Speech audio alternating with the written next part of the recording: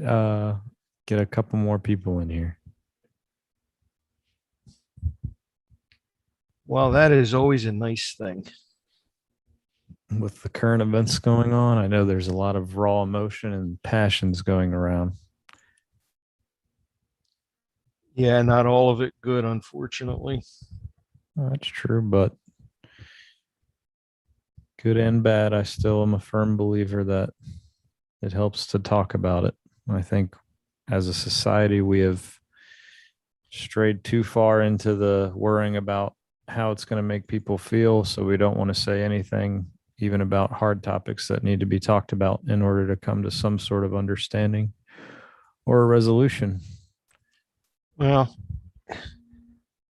I, for some reason, have a lot of very liberal friends, and one of them gets a lot of flack um, because of me. Ah, And we don't agree politically, you don't have to. but this guy will defend me every single time. So I think there's a little hope left. Just a little. That's the beauty in it, though. You don't have to agree. People go into conversations or arguments if it gets that heated, debates, whatever you want to call it, with the intent of trying to change people's minds instead of just having a conversation to understand a different perspective. And I think that's what leads people down the path of, you know, solely excluding. Oh, look at that. They're solely excluding certain groups of people just based off of things they believe in just because they disagree with it. And I think it's the wrong way to go. What's up? What's up? Hello, You James. got How your are you? green screen back. Yeah, let's see I something see. Yeah, fancy. yeah, I got the green screen behind me. Feeling fancy. Um, yeah, so what's going on, guys? How you doing? Doing well. How We are you? are. I'm all right, man. Just busy. Thought I'd join in while I'm doing some shit. I feel like I was gonna post a video telling people to jump in if they need to talk or whatever, because I feel like obviously with what's happening, it's pretty fucked up, you know. Afghanistan and Iraq, just to be more clear. They will. They will start to realize it sooner rather than later, I'm afraid. Yeah, I just hope that guys recognize that there's help, and don't take it too personally, and what they did wasn't in vain, kind of thing, Well, the way I'm looking at it and the way I kind of think about it, I'm kind of talking about it is like it's like a cancer, like you were fighting against a cancer, and you were literally just, cancer literally it lives in all of us, but if you give it the environment to grow, it'll grow and eventually, come close to killing you or kill you. And we were just doing anything but we were just keeping that cancer to a certain region of the world. But by pulling out, I just feel like you're opening it up. But the thing is, you guys did such a good job at, protecting. So um, just really want to drive that point home. well, I And also want to be real clear on keep politics and all that shit out of this, because I know it's real easy to go down that rabbit hole, but let's not do that shit at all with this. Just want to make that super clear. well, my wife and I were talking, and I don't even remember what it was. And I said, I can't save the world. Probably can't even save a small town. But if I could save one person, help one person, then I accomplished something. Can't do more than what you could do. That's right. And I feel like a lot of guys did it, as much as they could, no matter what the position was. no matter what the position was. Well, we are getting a lot more traffic tonight. Yeah, man. I mean, it's a fucking deep conversation. It's something that people want to hear. I mean, what's going on? Like, how do you react? And I feel like I'm not really, the only thing I can say from the perspective of being a civilian is you fucking kept me safe since 2001. You know what I mean? Like, I'm able to start Project Refit because I didn't get killed in a fucking terrorist attack. Like that's real. That's not even making shit up or like making you feel better about, no, that's fucking real, and it's infuriating that anybody would think they didn't do enough, but I also get it too. I also and I hear that and I understand that, but Anthony, what do you got to say? I feel like you're in deep thought, and also your beard looks great, man. Nice trim. Thanks. Yeah, I'm just here. I'm rocking this COVID shit. So, wearing it like a pretty pink princess dress. But yeah, I was talking to the doctor, and the doctor, because I was telling her, I was like, I wish I would have got this a long time ago and just got it over with. And she's like, why would you say that? Like, COVID is one of those that brings out the weaknesses you didn't know you had. I looked her straight in the eye. I said, I don't have any weaknesses. And she just changed the subject. But so here we are a week later. And yeah, I'm kicking its ass. Good. But anyway, back to the topic. I feel 100% like legit about what everybody feels, sort of like the betrayed or the waste or the why did we do this and kind of thing. I do feel that. Yeah.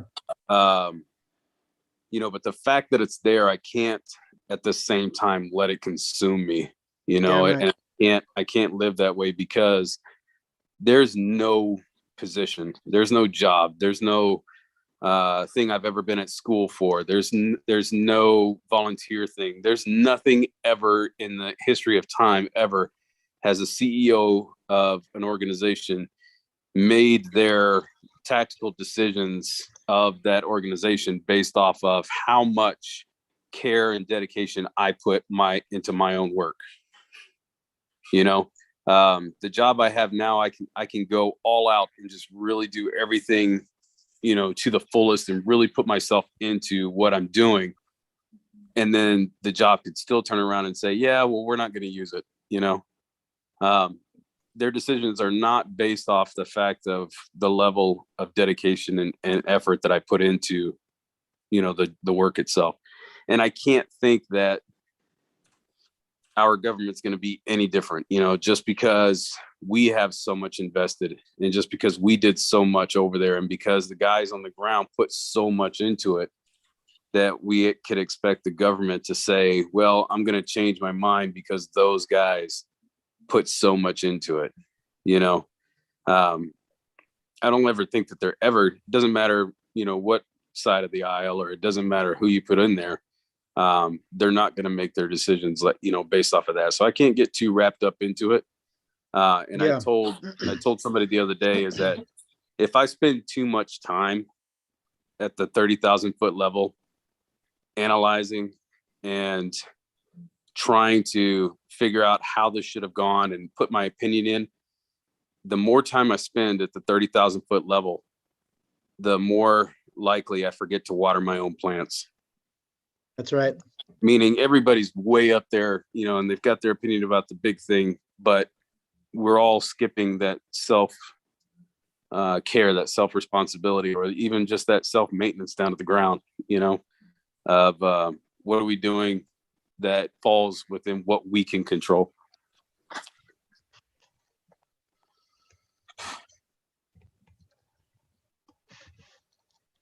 You got to stay focused on that, right? You got to stay focused on the shit that you can control specifically, and but also recognize that you might have some of your boys that you need to check in on, right?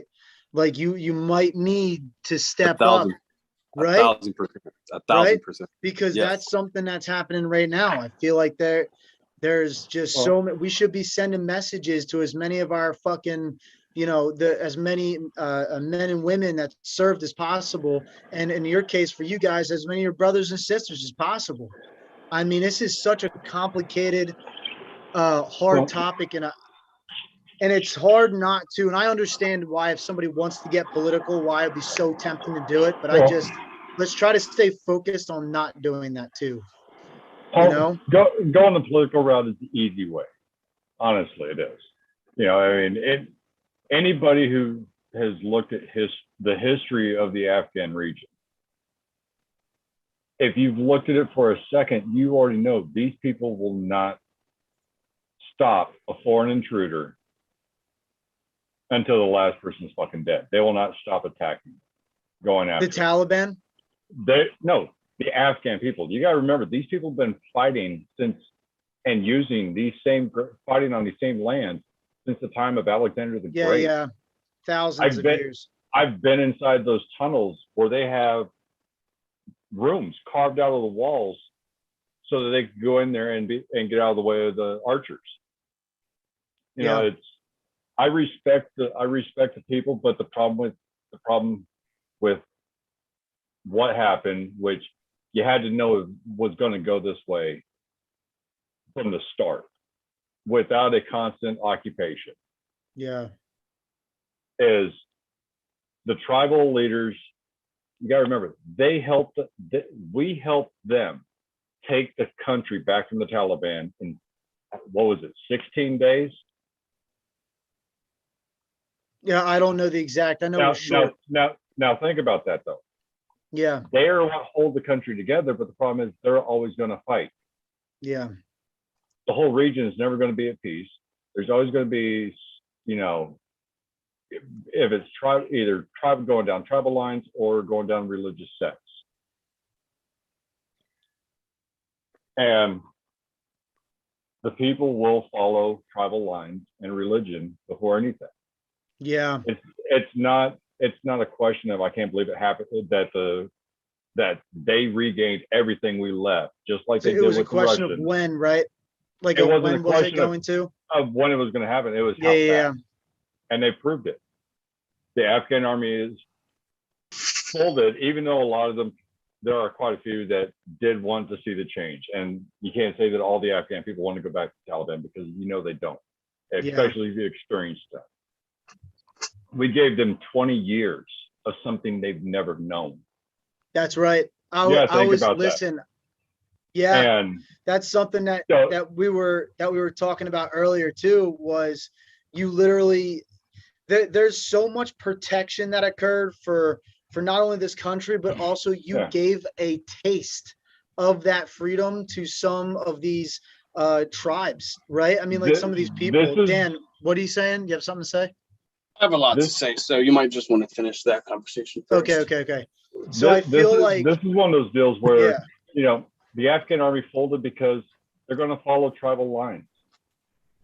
They don't want to kill their own people. They'd rather work I don't know about that, but I feel like there's a lot more to. But I agree with a lot what you're saying. I just feel like there's so much deeper as to something that's happening here. That's a very surface level, and I agree with that surface level, but I think it's even fucking deeper. Dan, go ahead, bro. Hit it. Hold on. You want to get it back real quick? I think John wanted to say something. No, it's here. It's here. Okay. So I'm fucked up right now. Okay. Yes.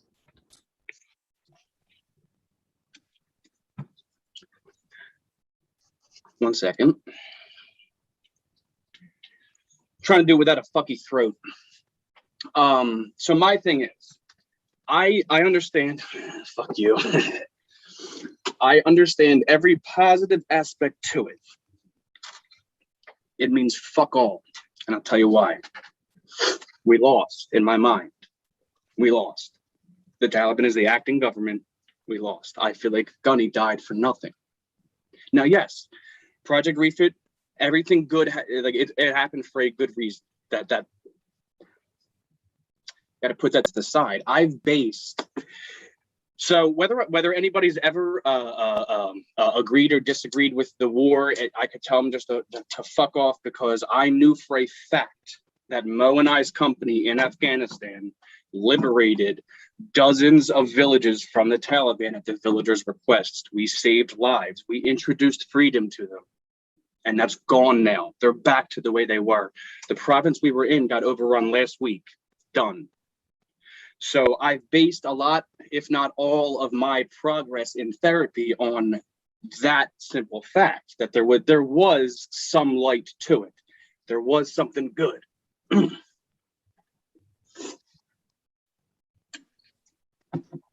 Haven't had therapy in I'm going on, it's going to be 3 weeks. My therapist has COVID very, very badly. I did not find this out until today. So I've missed 2 weeks of CPT. I started CPT, which for those of you who don't know, it's an extremely intense therapy. I had 2 weeks of it and then I got dropped off and haven't had therapies. I cried for the first fucking time last night. Hold on. Dude, I've cried twice in 8 years. Now it's 3 times. It wasn't crying. Fuck you. It wasn't crying. I cried for 6 hours straight. And I think I'm still in shock from it. There's all that surface, the betrayal, but it's so much more. My character was built off of that. Who I was built off of that. And now I feel like that is a lie. And like I said, I understand, like I tuned in when Anthony started talking, and in 2 months, I'll think that way. Like I'll be there. I understand that aspect to it. I know that's the proper and right way to think. I have let it take control. It has control now. You know what I mean? I'm at that deep end.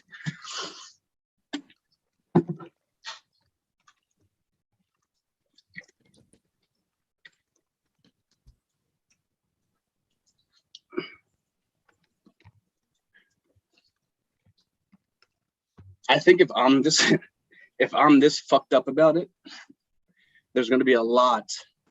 Because, dude, I've been good. I've been in therapy for a straight for years, so I've pretty much had it at bay. And then the CPT unlocked it again, and this is it was a kick in the fucking dick. It makes.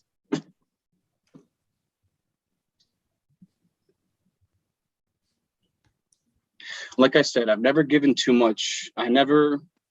I didn't give a fuck why the country was there. I know for the majority of the governments, a fucking bag of hot dog water. Like it's horrible, but there's, and I keep hearing all of the, you guys did your best.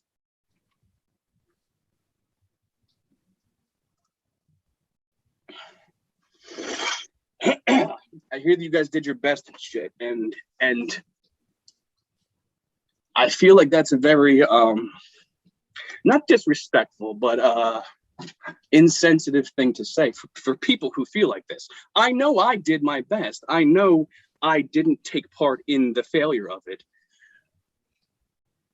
but we lost, and I took part in that. I was in that war. I feel like we lost. I lost. I feel like I got PTSD for fucking nothing.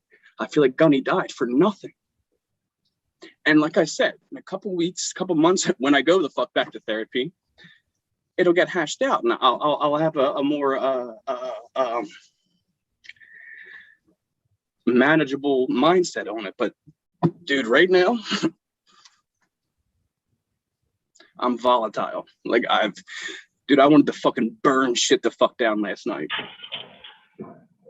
And so I've been talking with my therapist. I think I mentioned the last time I talked on one of the podcasts that the whole suicidal thought and shit, and like thoughts and whatnot, and we've, with my therapy, with me specifically, we've kind of hatched it out. So they're not suicidal thoughts. They're it's fantasy thinking. I recognize that killing myself would immediately end that pain, but I also know that it's not the right choice. It's not the proper thing to do. It's just a option. And I can tell you, it's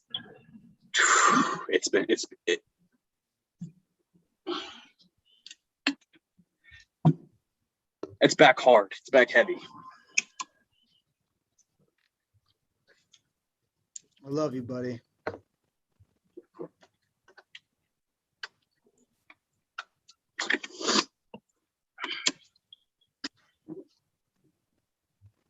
I love you a lot, man. Wait, hey, so here's what we're gonna get from all this shit right now. You know, it's like all that shit that we went through. What are we gonna get out of it right now? Is we're gonna get a 9/11 or GWAT War Memorial, you know, and then that's gonna be. And I was talking to Dan about this earlier. Like when you look at Afghanistan, to me it was like it was a lot of little wars being fought inside of a war. You know, It was. there's a lot of different units, a lot of different companies within their own AOs, totally isolated from everyone else in their own world, just fighting their own fight constantly for years, right? And that was our war. It was just a ton of small wars within a war, and a lot of those units were making solid gains. They were making impacts, and then by the time their deployment was done, their war was done. It was like you leave and you do a battle handoff, you do a RIPTOA, and then you hope that the unit replacing you has leadership that is going to capitalize on the gains that you made. Sometimes they would, sometimes they fucking wouldn't, you know.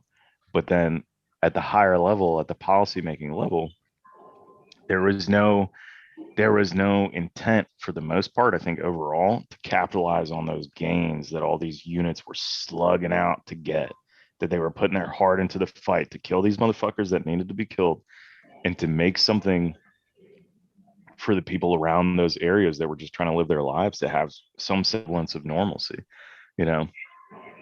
So there was a lot of sacrifice going on like all around over the years, but no one was taking advantage of it. And what do we get out of it? We're going to get a GWAT memorial that stands out to us on the ground scale as a monument of, you know, like all these people that never listened to motherfuckers on the ground, you know, like they didn't take the time to consider what worked and what didn't. They just wanted to implement like, and not everyone, of course, like there were some people trying to make some serious changes, you know, but for the most part, it was how do I get my OER bullet? How do I make a policy change that I can like use to ride my career or whatever?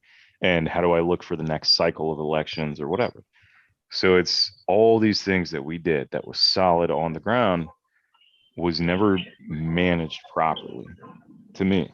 And so if I was to do it all over again, absolutely, I would, because to me, those small gains, those small differences that we made for however short-lived or long-lived they were, it was worth it that we made that effort on the ground. But it also hurts. It hurts because it's like, why did our buddies get fucked up and die for it to be ruined by some shithead that just like, because of their ego, refused to listen to people who were probably better suited to give them advice, right? Refuse to listen, 100%. You know, and that's what we have now. I think that failure began back in what, like 2001, 2002. Again, I was talking to Dan, so Dan's kind of hearing me like reiterate like a lot of this shit that we talked about. But 2001, 2002, like we toppled the Taliban essentially, right? And then we start implementing this new government.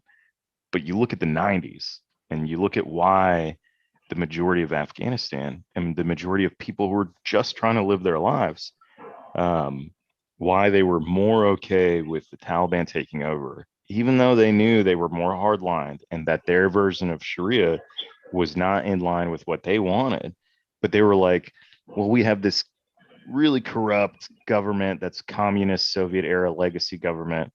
And that corruption and that level of impact on their lives was worse to them than the Taliban, right? So the underlying theme is that level of corruption.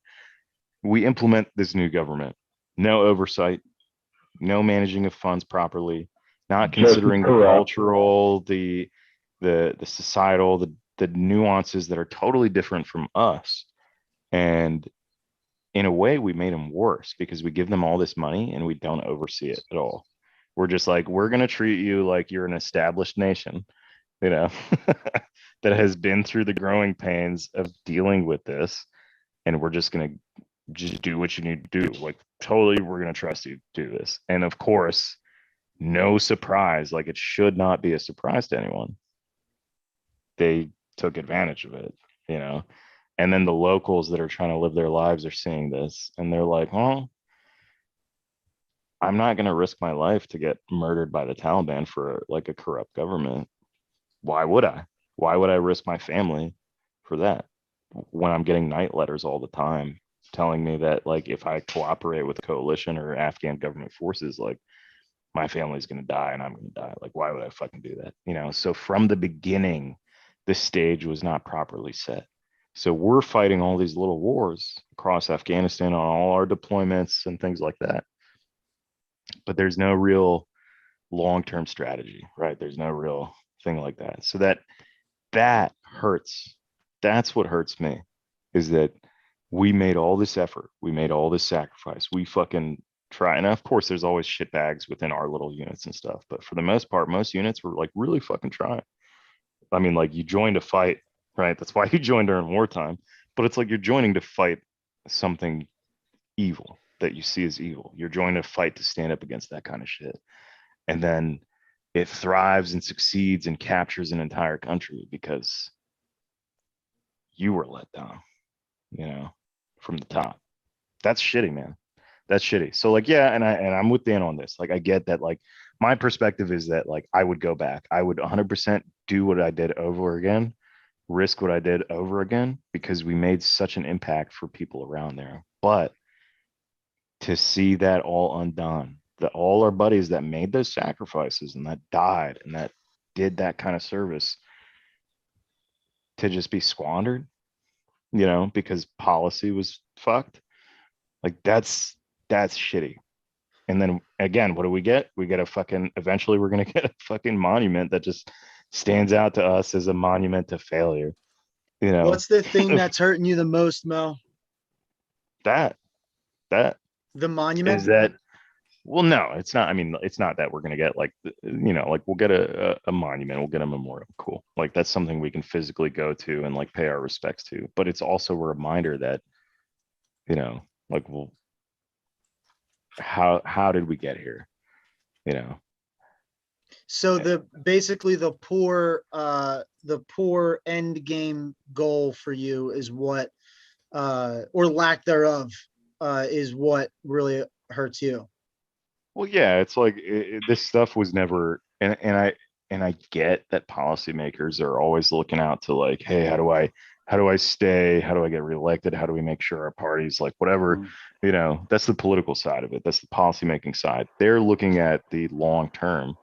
But when you're not taking consideration from people on the ground, you're really doing yourself a disservice. When you're letting your ego take control and you're letting your ego dictate the battle tempo and the op tempo and how things go, you're doing a disservice to the people that are fighting that fight, right? You're letting them bleed really on a risk and on a whim of your own, like your own pride and your own assumptions. Well, right. Mo, So Mo, that's frustrating to me. Go ahead. Sorry, Austin. and you know what I mean. Honestly, this right now should give every one of us a huge insight to what the Vietnam vets felt. I understand. Yeah, I understand the Vietnam vets better today because of this and how they managed to go through what we're going through right now. And it was, you know, open up Facebook, and I'm sorry, I'm not following the news right now because of all this shit. I don't want to. Good, don't do it. I'm in a shitty place, but you know what? I'm in actually a really good fucking place right now. And That's I good. don't want to take away from the gains that I've been forced to make for myself since, you know, therapy kind of went to shit.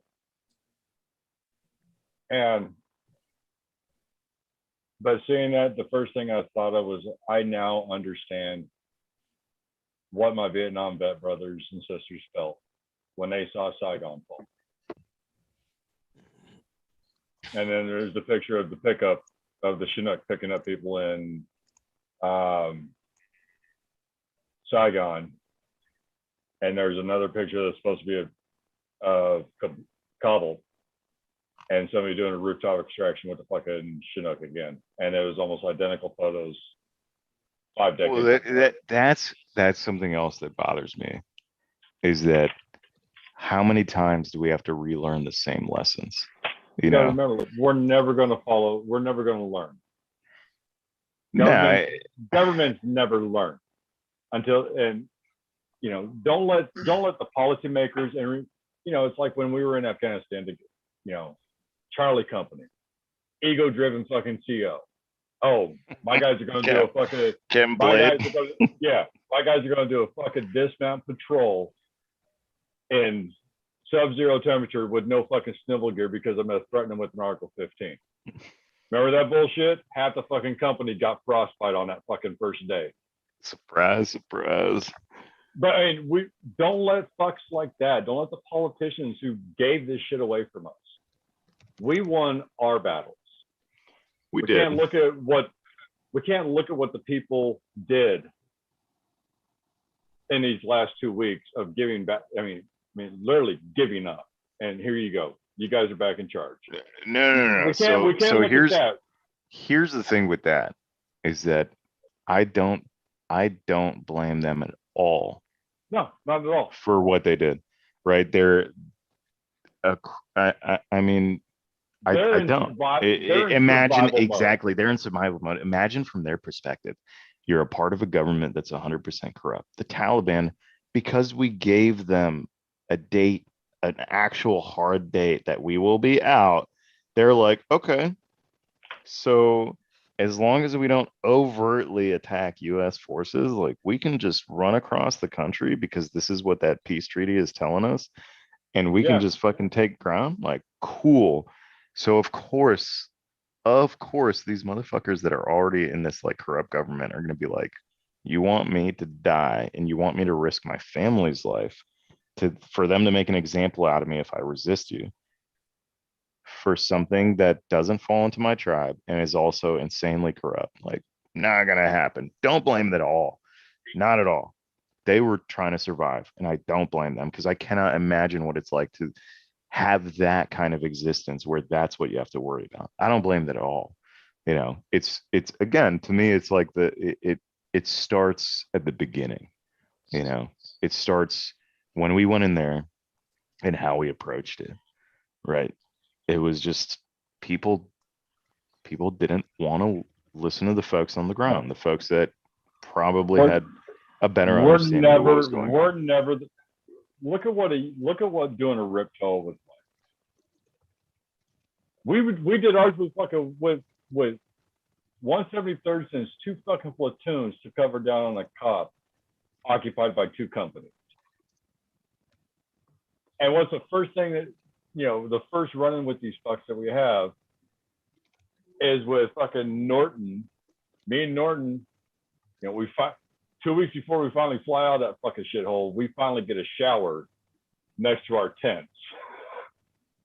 We're in there, these 133rd fucks come in and start talking about, oh, we can't wait for these legs to get the fuck out of here. Norton was a fucking black hat. This dude comes out of the fucking shower butt naked, lays into these 5 jumpers, and it's one of my favorite fucking memories of Afghanistan, next to the firefights. But it's, you know, I don't blame the Afghan people for giving up. They did what they had to do to survive. Yeah, that's it. I mean, they were giving a shit sandwich. We've basically violated every law of combat with this exfil. We're going to leave on this day at this time. You guys want to come out and wave? I know, like, what happened to OPSEC? Yeah. It's there was no fucking OPSEC. And I get the hard time that everybody's going to be having right now, because we are going to hear the keyboard fucking warriors out there who've never done anything outside of paintballing or a fucking, you know, BB gun war. Yeah. And they're going to chime in with, this was a fucking waste of time. We left a mess. No, we didn't leave a mess. We left the country with a chance. They took the lesser of two evils. That was the thing, is that like, if from the get-go and it's easy, you know what, honestly, to be devil's advocate, it's easy to armchair quarterback, but it's like, yeah, why are we allowing people who are like visibly incompetent, visibly not listening to anything from people who actually know what's going on, right? And it's like, you got to play both sides. You need people from both sides of the aisle to have a balance and find that middle ground, because not one side is right. You can easily get tunnel vision from either perspective. I get that, but we were like, there was no real consideration. I mean, there was no looking back on similar circumstances. There was no lessons learned.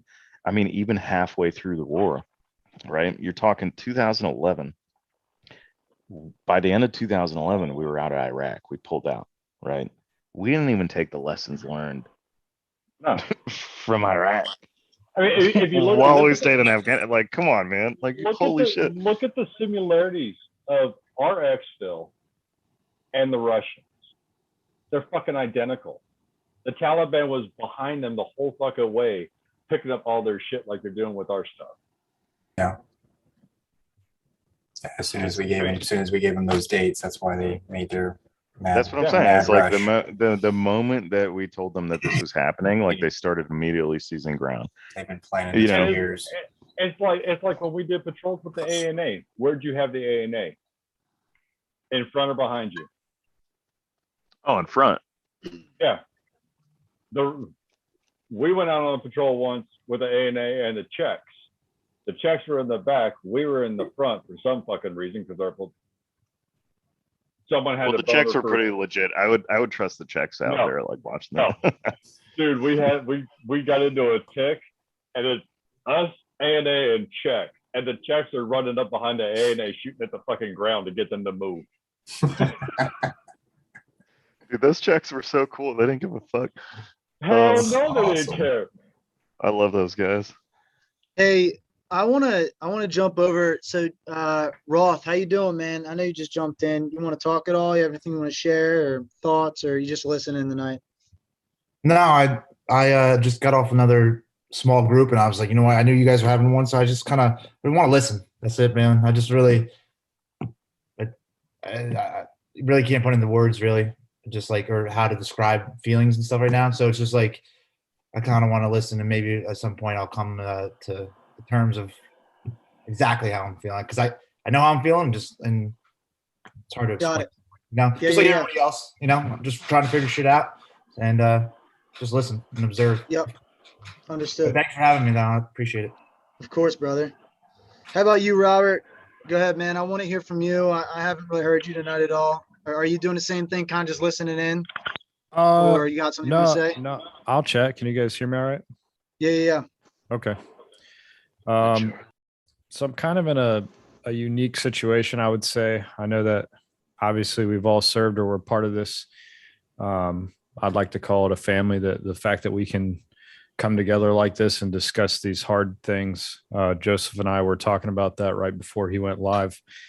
But what I mean by unique situation is my father was part of Task Force Stagger, the first task force on the ground in Afghanistan with 5th Group. I deployed to Afghanistan in 2017 to 2018. I spent a lot of time in Kabul. So I'm sure you can already hear it, but it is very emotional. Because like a lot of us, and my father too, we lost friends there. We watched friends die right next to us. And I do feel the feelings that a lot of people share. And the question is, what was it for? And my girlfriend, the mother of my soon-to-be son, who will be born in November, I'm extremely excited about that. She reminded me last night, from the stories I've shared with her, very personal, similar to Mo and his buddy, and all you guys that were with him and who have served there, is, do you truthfully think and believe deep down that you saved or impacted in a positive way one person, one family's, one village, anyone's life over there? And I can honestly say yes, because I've had conversations with Afghan people. I've talked to Afghan families that we've gone into their homes, their villages, and protected them from these people, whether it be the Taliban, Al Qaeda, or ISIS. At one point, we're fighting all three when I was there. And I've had leads of household, the men, the fathers, tell me, thank you. You saved my family. You saved us. Yep. And I'm proud of that. And that's something that I'll never forget. And I don't know if those people are alive. And that's very hard to think about because it's very raw and it's very real. I know from press conferences and things I've seen online that the Taliban have said that we're seeking out anyone who sheltered or provided aids for the infidels, the Americans, or any coalition forces. And that's hard. That's hard to swallow. But I think the reality of the situation is, as Mo said, we fought our battles and we fought them honorably. And we did what we had to do in the situation to survive, right? We did what we had to do to protect those around us, whether they were the Afghan people and our fellow men and women in uniform, because at that point it was about survival. I think that the original intent of going to Afghanistan, that mission, although it's dynamic and it's changed many times over the years, I think the original mission was completed. I think what's hard is spending 20 years and having generations of families fight the same war. My father before me and then me, and losing friends there. And the hardest part for me, what hurts me, is what do you say to Golden Star families? What do I tell my friend Golan? What do I tell his wife? What do they tell their kids when they're old enough to finally understand this? Because his kids are very young. He was killed New Year's Day, 2018 in Nangarhar.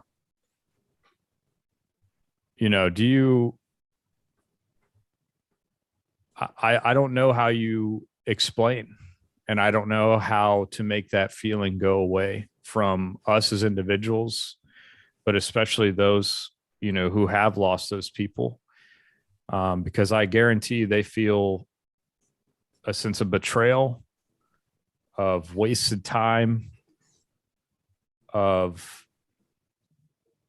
a meaningless war in a faraway country that changed nothing.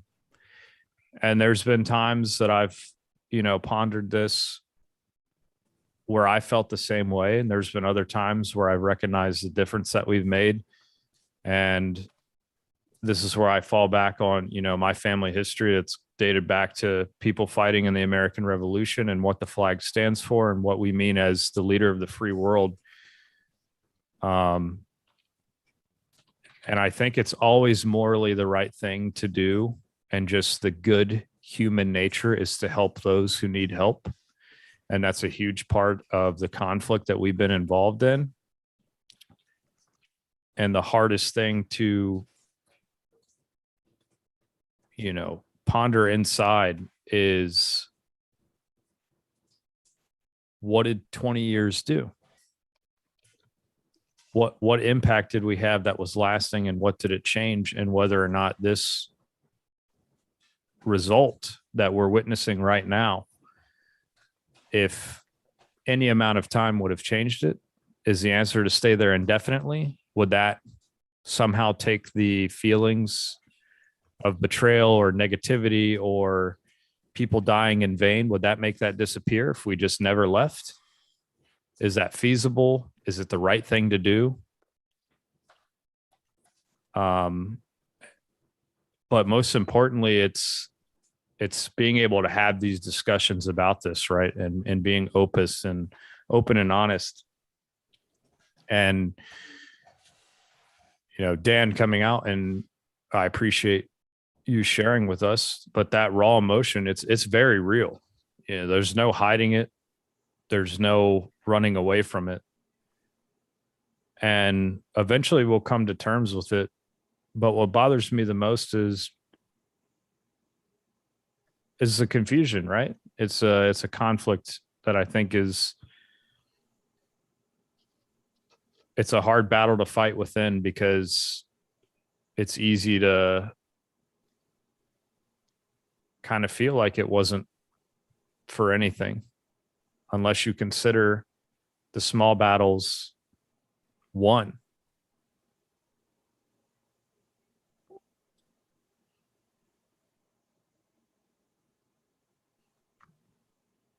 I'm going to be the devil's advocate here because I have to.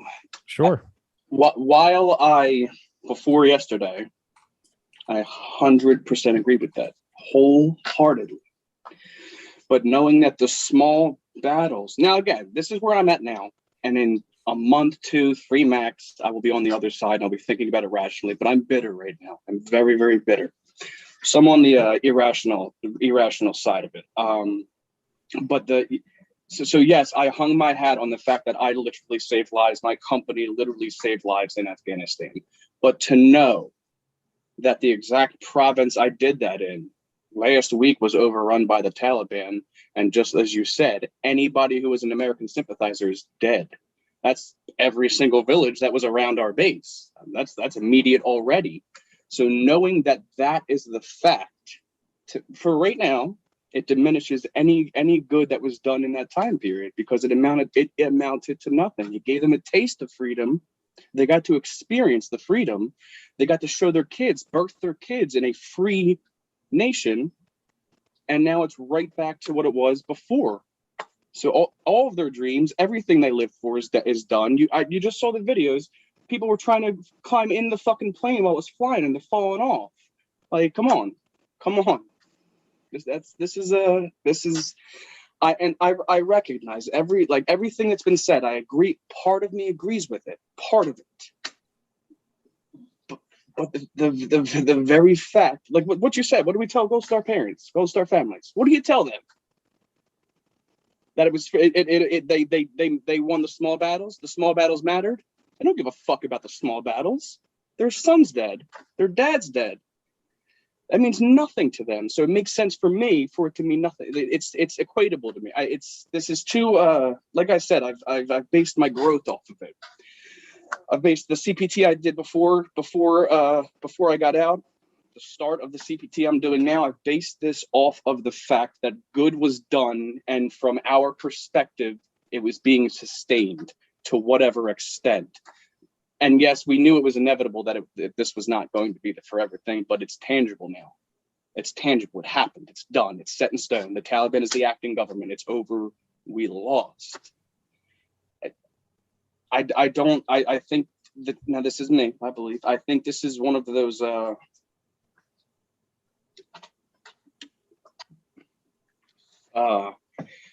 soul-shattering type of things. I've believed certain things for 8 years straight. To my fucking core, believed them. And in one moment, obviously it was built up over time, but in one moment, my entire belief system was challenged and I lost it. I don't believe in that belief system anymore.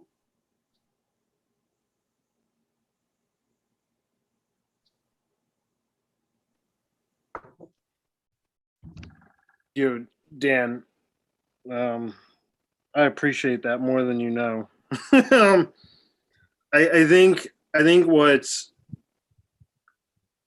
think what's so concerning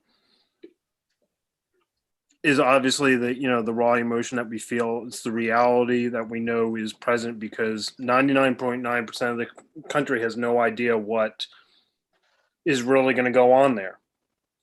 Those of us who have been there know exactly damn well what's going to happen. And it's tough. But that being said, to play devil's advocate to my own emotions and my own despair, I know damn well what we did was worth it. I don't have any question over that. We didn't lose this war. Others did. We didn't lose a damn thing. We did everything we were told to do, and we did it to the best of our fucking ability and represented our uniform and our country proudly as every generation before us, going back to the Revolutionary War, has. We were true to that cause. And there's no question about that whatsoever. Now, we could talk all day about, the strategy and the results and the decisions and all that. I'm not as concerned about that because there will be time to reflect on that. But right now, obviously, it's all of us dealing with the emotion, the conflict, the shock. I think I'm still in the denial phase. I still can't believe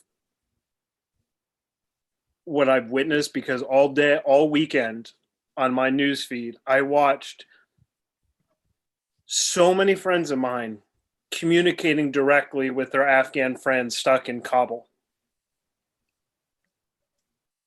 not being able to do a damn thing. I was on the phone with people trying to find ways to get jets and money to people out of Kabul and out of Afghanistan. And I felt like the more we tried, the more dead ends we ran into. And I'm so for me, and I know obviously this is raw for everybody, but I can only speak to my own experience. But I remember the last conversation I had with the Afghan military attaché at the embassy in DC. And he is one of the most honorable men I've ever known in my life. And he thanked me up and down for the little part that I played in my deployment. I was one of probably over 2-3 million veterans that went through there over 20 years. But it meant the world to him. And he had the highest hopes for his country and his future. And he believed in it to his absolute core. I'll never forget that dinner. I took a nice picture with him that night. That was the last time I saw him. I'm hoping he's safe. I haven't heard a status on him, whether he went back to Afghanistan or if he's still I have no idea. But to watch this all happen live before my eyes in my Facebook and not be able to do a thing about to help even just one person, if I could, to get out of there was, for me, probably the most devastating part of it. I mean, we'll deal with the ramifications of this for generations. This is horrific on proportions that few of anybody appreciates in this country right now. And that scares me because I know what was sitting in those prisons and is now out with more weapons, more training, more resources, more trained recruits that we trained. Not good. I don't see how any of this makes any of us safer in any respect. But that aside, like I said, I fear for the country. I fear for ourselves. I fear for a lot of things. I have hope that we'll rise to the challenge when confronted. I saw that on September 12th, but we lost track of that pretty quickly, it seems. And that's a pity. And that upsets me. Again, I told some of my guys this, and Moore knows this because he was witness to it. But at my unit during our annual training, we had a little bit of an issue, and I felt it was necessary to speak a little bit to the company. And I reminded the company what I did the day before I gave that speech. And the day before, I was up in Manhattan, up at the chief medical examiner's office where they have the remains left from 9/11 that they still haven't identified yet. I can't imagine in the run up in a few weeks, we're going to hit the 20th anniversary of the attacks. And Mohammed Bakr is fucking sitting in the goddamn fucking president's seat in the presidential palace in Kabul. I'm okay. I'm pissed. And I think, like Dan, trying to process my emotions. But there are a lot of people in this country, especially those 9/11 victims' families, who I really feel for them. I really do. You want to talk about trying to understand a sense of purpose to everything. They were there at the beginning of the first battle. And I don't know. I don't know what to do. And I think that's part of the other problem, because we're all doers, right? We're all here and part of this group because we believe in being able to help each other out and to be a part of something. So it's natural for us to want to see a problem and fix it. And not being able to fix this while watching it all unfold live between our friends, families, others that are still stuck there, is not be able to do anything, I think, is the toughest part. But that's just going to take time. But yeah. So, I'm not gonna say shit about hurt or pain or any of that. Obviously, I mean, I feel for all of you guys. I just I don't know what it means to any of you, but I mean it from the bottom of my heart. And the way I view it is, you guys literally did keep cancer at bay for years for me to allow to be able to not have to worry about another 9/11. And for me to be able to fucking go through whatever my civilian ass United States ass living life had to go through or whatever, and get to the point where I could even start something like this with Dan. And I'm fucking forever grateful for you guys, and for what you did for me. I feel your pain. Like, I feel your pain. I don't fully understand it, but like, my fucking God, do I feel it right now. And I just want to tell you guys, I fucking love every single one of you. And I'm here any fucking time you need it. I just care so many times in a row. I'm sorry that this is going through and you guys are feeling this shit, but man, I mean it from the bottom of my heart. I appreciate every single one of you a lot. I mean it. I think you know that, but it's hard. Fortunately, it's always going to be a double-edged sword. It's always has been a double-edged sword. And when you grow up and you hear people say, win the hearts and minds of the people, obviously we won the hearts and the mind of the people if they don't want us to leave, at least the majority of them. You know what I'm saying? If we created some sort of stability for people to live their life and, you know, see generations growing up, because, you know, my first deployment was 15 months, Afghanistan, you know, clearing mines and, you know, giving kids Gatorades and MREs and, you know, coloring books, going out on humanitarian aid missions and, you know, knowing that these kids are grown now, you know, since then, you know, all we can say is it's a double-edged sword. Like you said, we either we won the hearts and minds, and even when you come home on leave and you going back overseas and your family is crying because you're leaving them, we became their family too. You know, seeing us leave is hard. It's always going to be hard, and it's always let's see, I lost my train of thought for a second, but it's just the fact that it's it's gonna hurt no matter if we pulled out the right way or we pulled out the wrong way. It's always gonna be a negative space in a spot for something to come in and take that space. You know what I'm saying?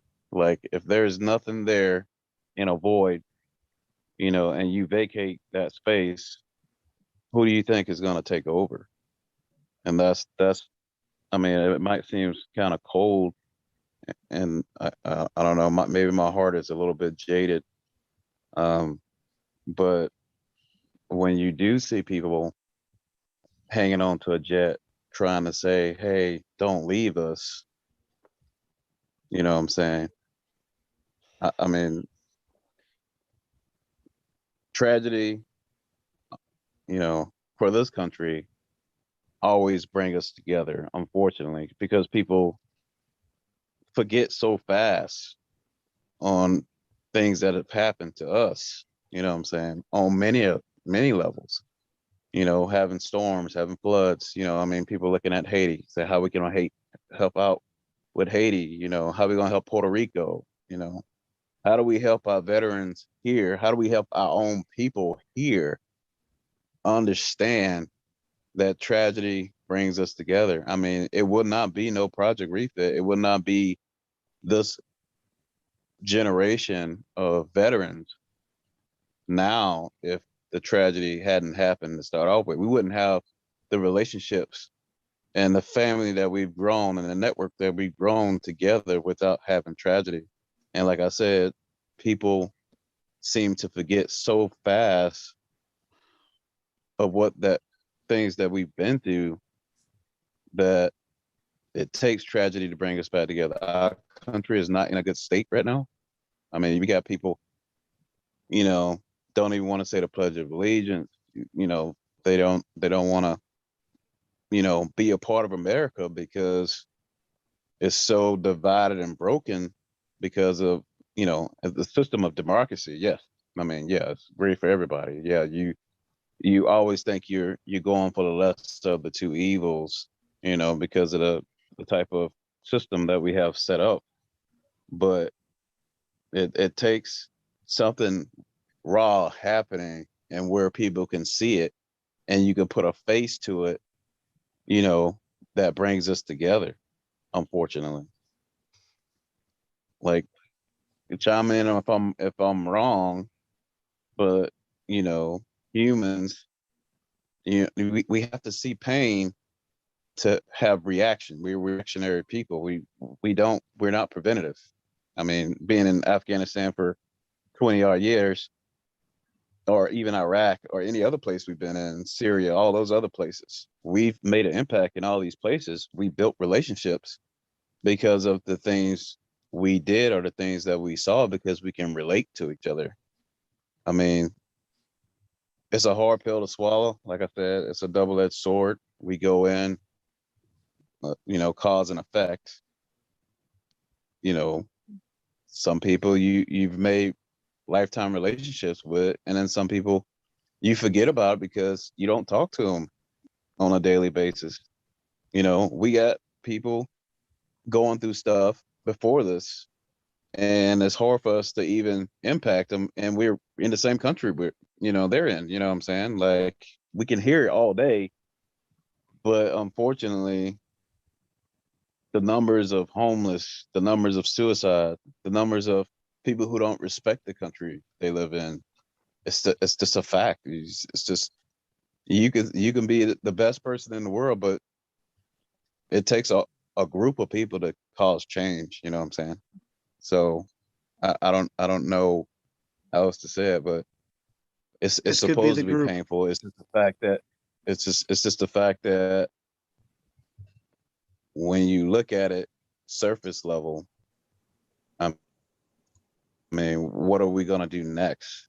You know, send 3,000 troops in, but we just set those troops up for failure because now they have nothing to fall back to. We left it all. You know what I'm saying? Like, our stronghold is now their strongholds. You know, so we go in and we start all over again, and we at day zero once again, going back in. You say, "Oh, we left. We completely left." So that resets the counter. You know what I'm saying? It's no longer Desert Shield or whatever operation they want to call it.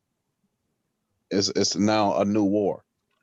It's not a war against whatever they want to label it as. It's not the Taliban. It's not Al Qaeda. Whatever. What are we going to call it? It's always going to be some sort of war going on anywhere around the world. And that the fact is, it takes tragedy for people to come together. And I think I'm done. I just have to let people realize that we only stand together when we see people in pain or we see people at extreme need, or it's sad, but it's a true thing. It's a cycle. We live in a cycle. So I'm done. So one thing that I heard that I cling on to to point out was the fact that, you know, Vietnam veterans made a change as an entire generation. And I firmly believe that you guys can do the same. You guys are the group that can do the same. You're the age group. You're the GWAT can do it. There's big changes already happening in the community because of the motivation that all of you have. And I don't know. I'm not going to discount anybody's feeling of it's a loss or a win or anything like that. I'm not going to, you know, necessarily comment on that on your behalf, but for me, from my view, you guys didn't lose. You guys did a really good job at protecting our country and our borders. A great job. The proof is in the pudding. I want to chime in here. There was, I think, I agree with that in the sense that yes, like we should, from all of this shit, like we should be extremely vigilant in the future because eventually there's gonna be another war, right? That is human nature. There's gonna be another conflict. There's gonna be another group of people that does some crazy shit, and we're gonna get involved, or at least I would hope we would get involved if it's something fucked up. But something John brought up that really hit home with me is that right now, I mean, like the folks that did work with us, that did assist us, that you know helped us out and shit, they're at extreme risk, and it might not necessarily be now. That's something that I think is important to remember. And I'm gonna bring up a tale, a no shit there I was moment. Oh yeah, a little bit of story time. And it's gonna be grimy and it's gonna be fucked up. But it's important to remember. And the underlying theme is that it might not be now. It might not be 5 years from now. It might be 20 years from now where these people are gonna have to deal with that shit. Some of these folks that we're talking about. And I remember the second deployment I was on where Dan and I were both out there. There was one patrol my platoon was on, and we walked into this village and everyone in there, and this was an odd thing for us because we had, at this point in the deployment, we had pushed the Taliban out of those surrounding villages. Like we fought, we got them out of there through like a series of firefights and battles and things like that. And we get to this village and like they want nothing to do with us while we're there. They do not want to talk to us. They don't want to fucking nothing, you know. And we finally like find somebody who's like willing to talk to us, and we're like, dude, what the fuck? Like, what the fuck happened? And again, like I speak the language. I can talk direct. The interpreter is talking, like he's translating it with shit with other people while I'm trying to just talk to whoever I can talk to. And it turned out that night before we came into the village, the Taliban had come through and they had found the village elder who had just so happened to work with the Afghan government from before we were in Afghanistan, right? Pre-2001. So you're talking 80s and 90s, like just had been associated with that back then Afghan government. And they were so pissed with the gains that we were making that they wanted to make an example of like, hey, this village elder who is a well-respected person, because they're associated with working with some type of governmental organization that they did not agree with, they made an example out of him, right? In front of the whole village, in front of this dude's fucking family. They started cutting off his fucking toes. They started cutting off his fingers. They started cutting off his arms and legs. They cut off his ears. They cut off his fucking nose, his lips, while he's still alive in front of his fucking family and the entire village. to make an example of this is what happens when you work with people against us, right? They fucking tortured this fucking dude in front of his entire family in the village, all right, just to make an example. And then what happened? They wanted nothing to do with us, under fucking standably. They did not want to talk to us. They didn't want it because they didn't fucking know also who would tell the Taliban, like, hey, these guys were talking to the Americans, you know, or to whoever. And that's part of what is like, that's in the works now. That's in the works. That's something that anyone out there who's living there now, who had ever at any point during these past 20 years, if they had family members who had like worked with us or coalition forces or with the government, they're at risk, right? And now they have to live with this unease of like, is one day just to make an example out of me or my family, are these motherfuckers going to come in and do that shit to me? And that's what we're leaving behind. You know, that is beyond wrong to me. Beyond fucking wrong. Like, that's the gains that we made. And again, I would absolutely 100% go back there and fucking risk it all again, do that shit again. And I joined as a single parent, right? I had a lot to give up, you know, and I still fucking did it because I wanted to fight these motherfuckers. You know, I would do it again, but it's like, that's the, I mean, like, that's so fucked. So it's like, sure, cool, you know, like, we fought our battles, we did our thing, like, you goddamn right, like, we got it. And another point actually that I wanted to bring up earlier is that not every unit that was out there fighting their little tiny war inside of the war, not every unit got to see the impacts they were making. You know, some of those units were in such shit areas where it's just like my first deployment, I had no idea that we were making an impact at all. We were just constantly doing shit all the time and like busy and just in this like totally different arena of existence. I had no idea whether we were making an impact at all. No idea. But not every unit, not every soldier, not every service member got to experience that shit, that got to see the direct impacts. The second time I went, sure, we got to see that. You know, we got to see a girls' school open up. We got to see all this different shit. And we actually got a chance to actually see that, but not everyone did. So a lot of people, I can only imagine, like, if you never got the, like, if your deployment or deployments were just, you never got to see any semblance of an impact on your operations and what you were doing and the cost of your buddies' lives. Like, if you never got to see that, like, that's what you come home with, and then that's what you're seeing now. Yeah, you're gonna fucking question that shit, you know.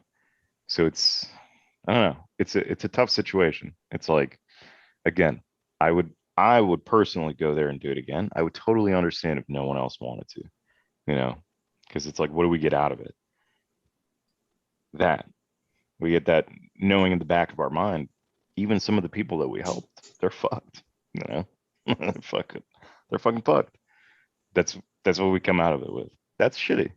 That's a shitty thing. And so we have to, going forward,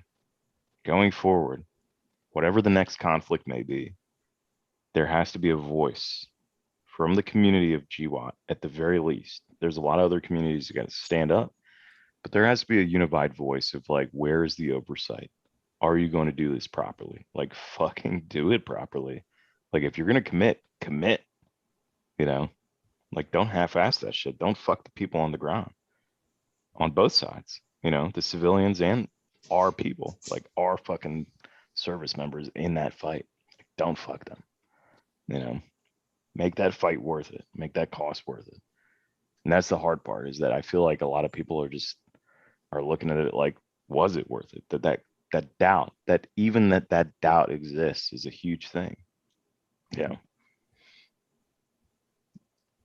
Well, I couldn't agree with you more on that, because I think the belief aspect is obviously the most powerful part in this, right? I mean, we don't realize how I think fragile freedom is, because we just take it for granted in this country without realizing that we're just as human as the Afghans that are battling this out raw right now on the ground. I mean, we're just like them.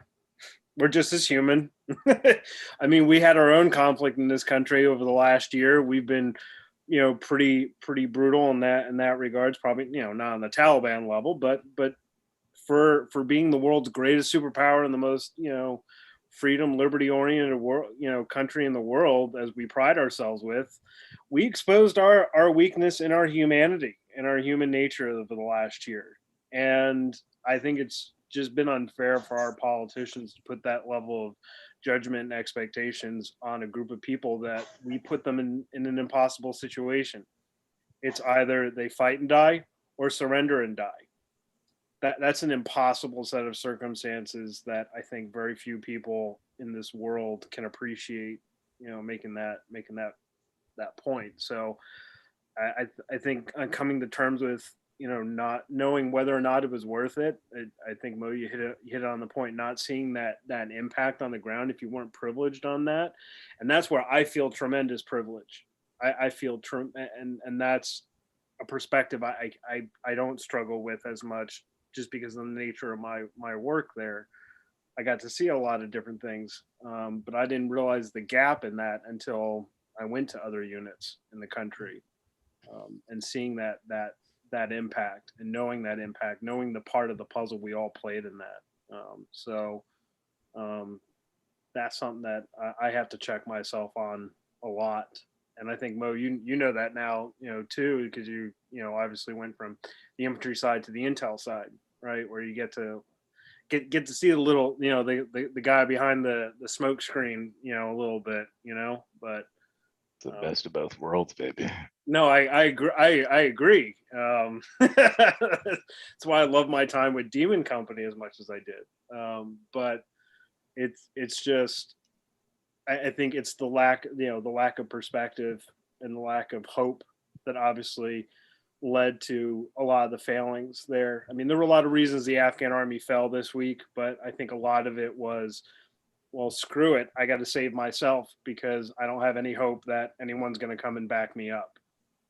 And you can't fault them for that. No, you can't. Can you imagine being in that situation? I don't want to. It's like I don't blame them. I really don't. Imagine being in the situation and the elected president of your country flees when this happens. Exactly. What hope are you supposed to maintain when the person that's supposed to be governing your country, the leader of it, that was supposedly freely and fairly elected, abandons you?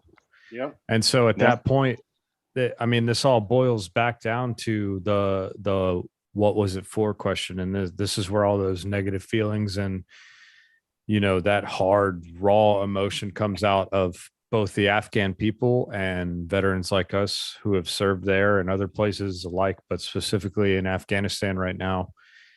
And I think the most difficult part about all of this is when is enough and what was it for, right?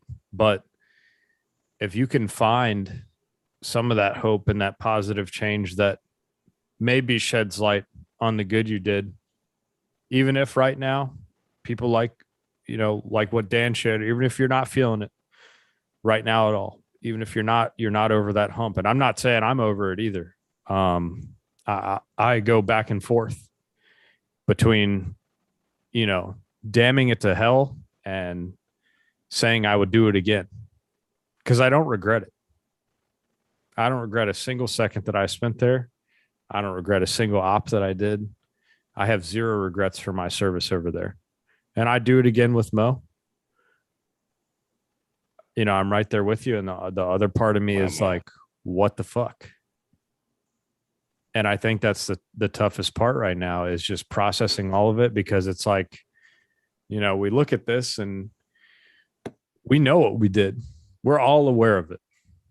Whether we want to share the stories or not, or those of us who are just listening or anyone else tuned in, we know that we did good things over there, and that's not in question. What's in question is would this have changed down the road? And did it really have a lasting impact?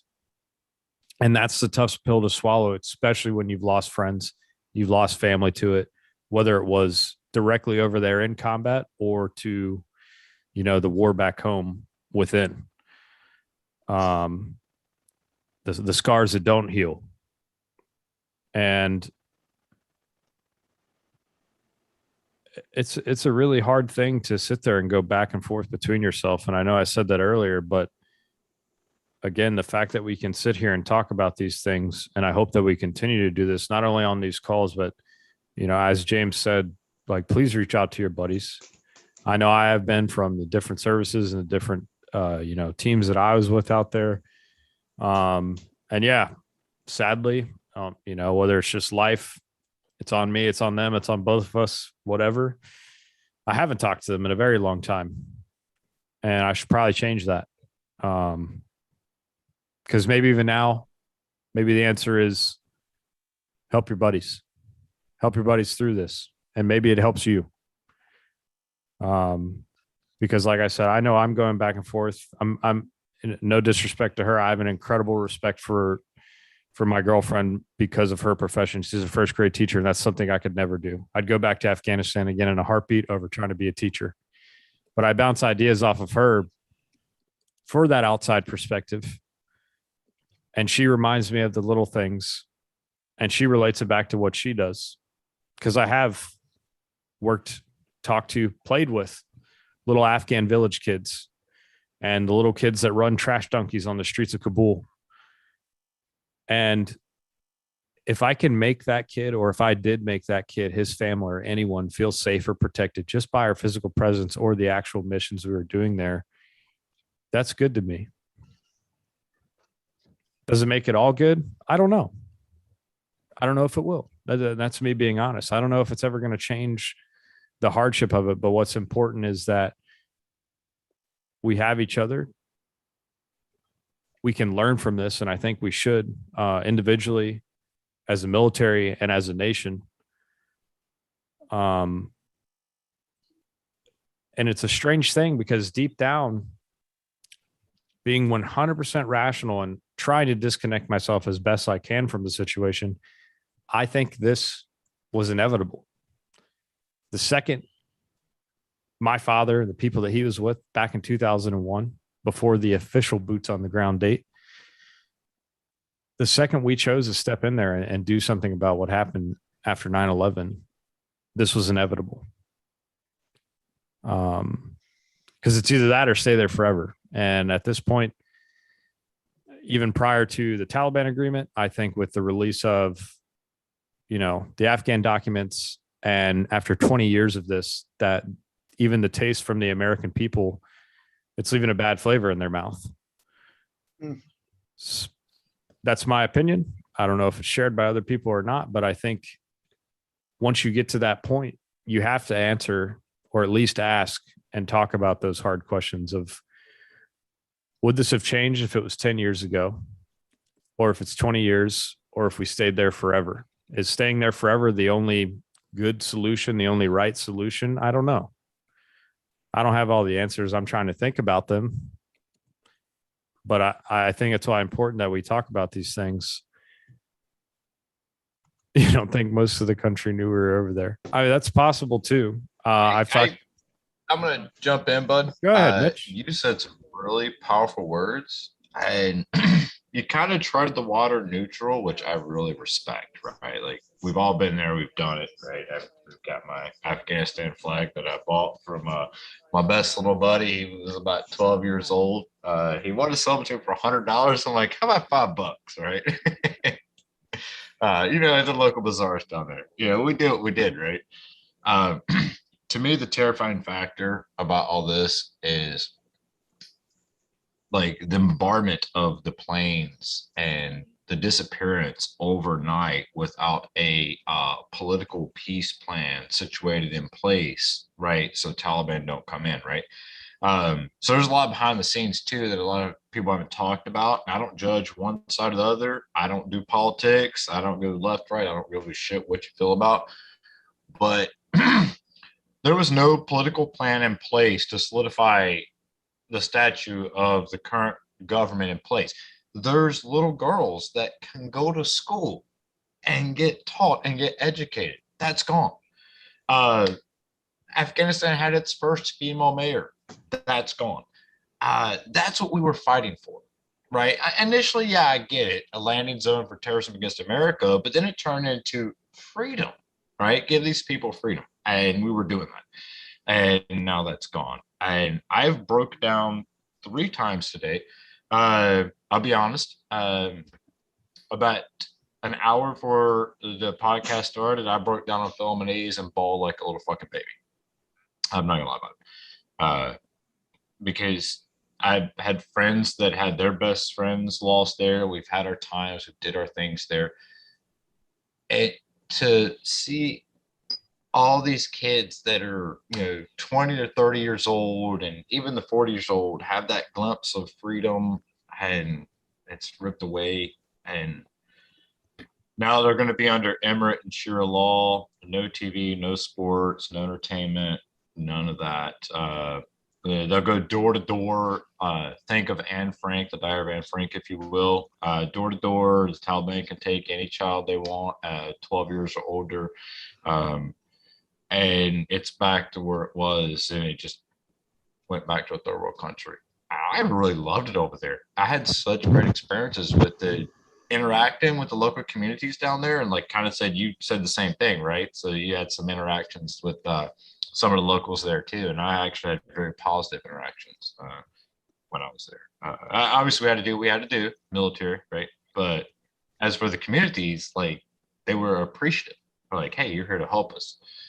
And watching these people just chase after this plane and flying away is just such a powerful statement. And it's Saigon 1975 all over again. I just wish there was a more political peace in place, right? So there was a solidified plan instead of dipping out in the middle of the night. It just, I know it wasn't instantaneous, it was destined, but yeah, I just want to tell you, on that piece though, the dipping out. Can I say something real quick? Yeah, go ahead. This kind of goes back to John. One thing I've held on to today, especially today, it's because the overwhelming sense of we failed has been prevalent all day. And while they gave everything, they let the Taliban run in and do what they're going to do, I'm going to hold on to the fact that while they gave up and gave their country back today, or over the last couple of weeks, we gave them a taste. That might be the spark that lights up in that country for the people to take control again. And I hope it is. That right there, will solidify our men and women who sacrificed over there. Is that it may not be right now, but that might be that spark that lights a fire that, like in our country, kicked off the powder keg and the people rose up. Hopefully someday, maybe before we all turn into fucking worm food, that happens.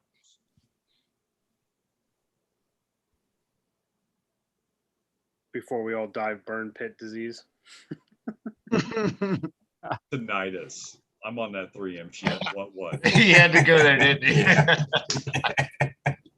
You mean your hearing protection didn't work? Come on. You used hearing protection? Get out of here. I love how it's like. You know it right though. I love how it's. What do you mean you didn't stop to put your hearing protection in when you're on a mission? I wanted to fucking hear people. That's why I didn't put it in. And I'm not every unit. Not every unit had the buku bucks for Peltors, man. Yeah. Oh, I still have my set. They're just slightly decommissioned. I kept those motherfuckers. I mean, I guess you look at it this way. I read something that somebody else wrote. It's like maybe that's what, being a soldier is about. It's not winning, but failing and get back up, knowing he'll fail 1,000 times, but still won't give up. You know what I'm saying? We're talking about it like the fight is over. I think the fight is probably just beginning, and it probably just reiterates, what we're capable of. If we held a country's freedom for the last 20 years for them to be able to grow and see what they could become, maybe it is true. I mean, maybe we are doomed to fail. I mean, how many people we've lost is technically a failure. We failed to protect our brothers. We failed to protect the people that we came in to save, just to realize that there's always going to be a fight. There's no winning a war. It's going to be collateral damage. There's no winning. We're fighting ourselves. Like you said, the people we're fighting are just like us. And, some people see us as invaders or crusaders or on those lines of who are we to go in and say what another country should do or should be like, you know what I'm saying? Like we went in and took over Iraq, and Iraq technically failed. It's a failure on our part. We got the main person out, but we didn't make it any better. We didn't have somebody to take his place. You know what I'm saying? Like I said, we gave a void for something else to move in that was worse and made the country worse than what it was. I don't view us as ever going to war and it being a winning war, because we always going to be, unless we go in and technically come in and conquer a country, what are we doing it for? It's always going to be a void. It's like, hey, this is the new Neo America here. We just conquered it. Now we can grow another America. That's not what we do. I'm trying to be the voice of reason here, and like I said, it is a double-edged sword. There's no winning. Say what you want. There's no winning. There's always collateral damage. People die on a daily basis here in our country and everywhere else in the world. There's no winning. But I'm done. I'm gonna clock out. Hope you guys, come to solace within yourself or find a quiet place where you can think about the things that you did accomplish and the things that you will accomplish in the future. But I wouldn't say sit there, and grieve on something that we literally we had no way of winning. I mean, appreciate that's your all I words, can say. man. They're very powerful. You have some powerful words. I respect them all. You have Thank some you, Mac. I powerful words appreciate that that so much. I disagree with. Likewise. But I anyways, disagree. I disagree. Wait, now I let's love see. that there's Why did we go into Afghanistan specifically? All right, let's not talk about Iraq. Specifically Afghanistan, right?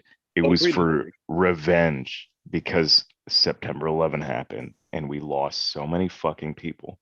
We went in there to fucking kill Al Qaeda. That's why we went there. And we knew Afghanistan and the Taliban specifically was harboring them. That is why we went to Afghanistan specifically. All right. That is what we went for.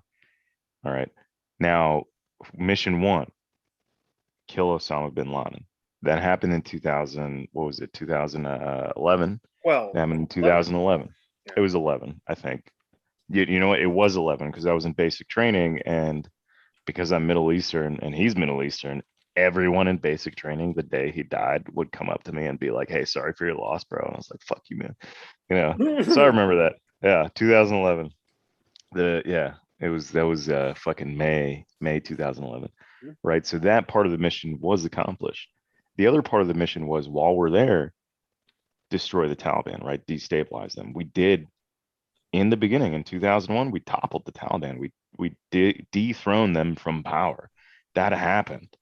All right. And I'm pretty fucking sure John can speak on shit about what his dad was doing out there. Like, we fucking toppled the Taliban, right? So those two objectives were met. While we were trying to meet the objective of killing Osama bin Laden, which again happened in 2011, while we were there, we're like, all right, what is the right thing to do? Help them build the government, right? Help them have some semblance of stability. What we didn't do is have oversight in terms of doing that process. You can't just start a government from a country that's not used to centralized command out of nothing and then expect that they're going to figure it out when you're in a nation that's used to, like, if you give me power, I'm going to take advantage of it to get mine, because everyone else is going to do the same thing. So I'm just going to try to get mine as much as possible before everyone else does the same fucking thing, right? You can't just do that and expect that, like, they're just going to magically figure it out. Our history, US history, it took us decades upon decades upon decades before we figured out how to have laws in place to prevent corruption as much as possible. And you can 100% argue that there's absolutely still corruption that exists, right? You do not just magically create a new government and expect that there's going to be no corruption or minimal corruption. It doesn't work like that. There was no oversight. That was the problem. Well, that's what I'm trying to get at, is that, like, we could have succeeded had we really hit that part of it, to my opinion. Because again, back when I was saying earlier, in the 90s, exactly, if we truly committed and we had a long-term strategy in terms of, like, actually prevent, like, look at the way we responded. I was telling Dan earlier, there was on my first appointment, there was an incident, right? A fucking incident where the ANA, the Afghan army, straight up was shooting at our fucking dudes, right? I wasn't in that battle. I was on the outpost. But my buddies in another platoon were literally getting fucking shot at by ANA. Like, they clearly know multicam from, like, fucking man jammies, right? Dish dashes. Like, they fucking know. You know, they're shooting at our dudes. One of our dudes gets grazed, like, from a fucking round that ricocheted. Like, you know, and it luckily they had the frame of mind to not just wipe these motherfuckers off the face of the earth. And our CO sent up a report being like, hey, this is what happened.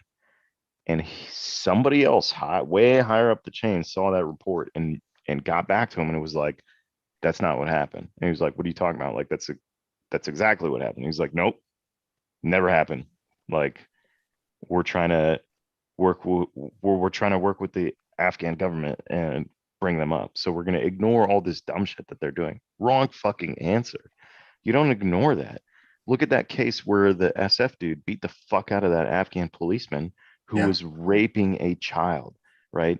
And he had to go through years of court so he wouldn't go to fucking prison for beating this fucking pedophile, because they're trying to build relations. Horse pussy.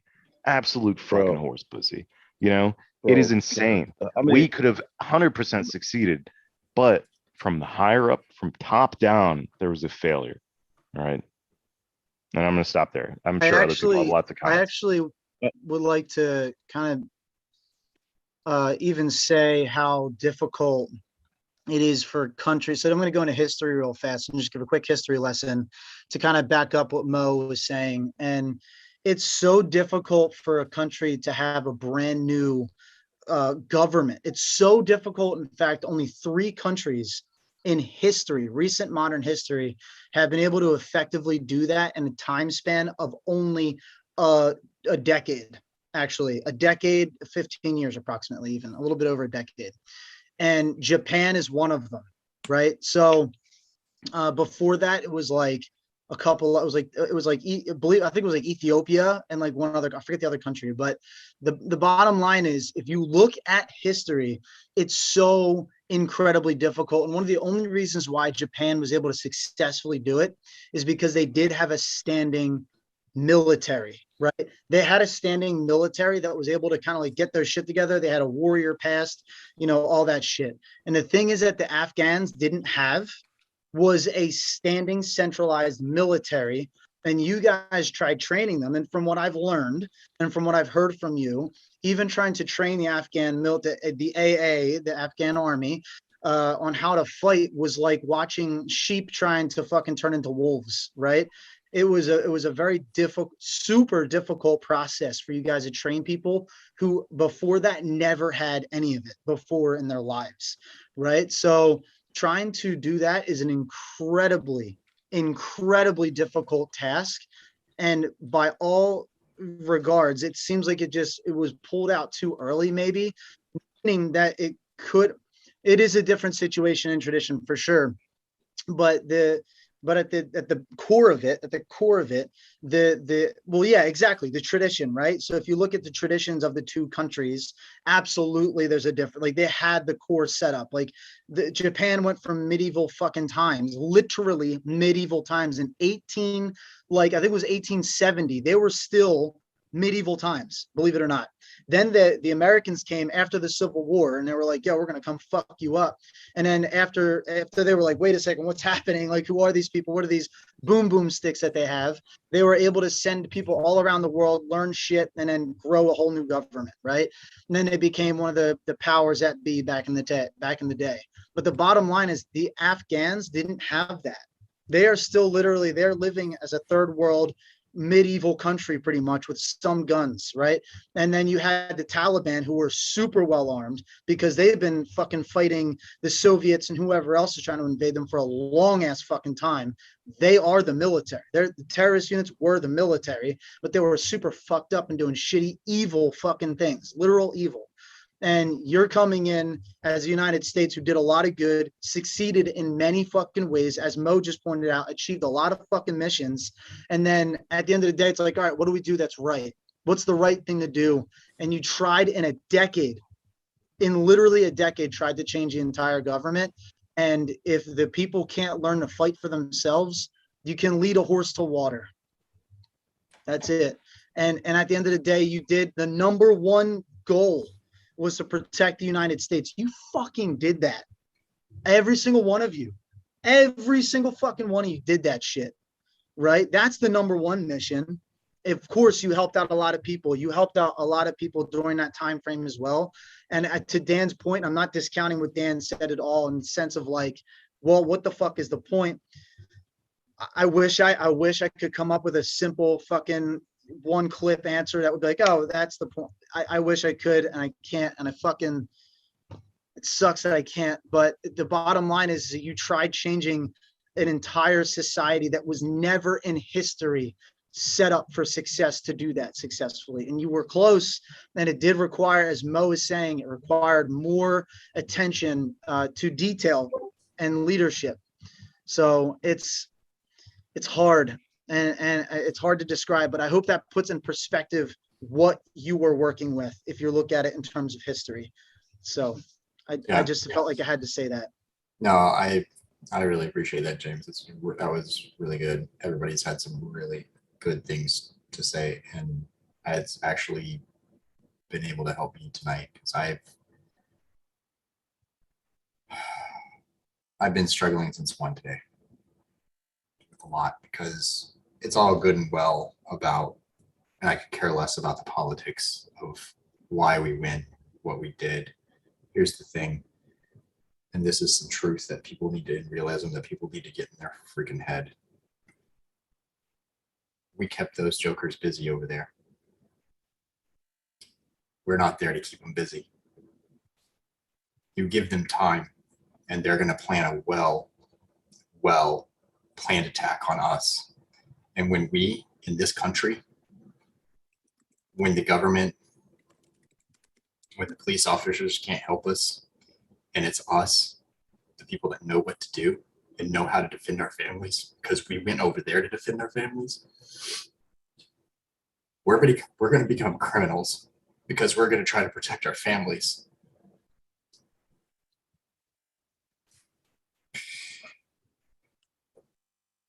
And I'm not going to let that happen. So I'm probably going to become a criminal at some point in my life if I'm still alive for it. And it's truth. Tell me what anybody in the intelligence community, anybody out there, that they understand what I'm talking about. people don't know. Even our own freaking leadership, they're not just abandoning Afghanistan, they're abandoning us to a degree, because we're not keeping the wolves at bay out there. Guess what? I'm a rancher, I'm a country boy. And we have to protect our livestock any means necessary. Maybe this is a really crappy analogy, but I'm going there. And around our ranch for years as a boy growing up, we defended our ranch and the other ranches around us doing really well. And then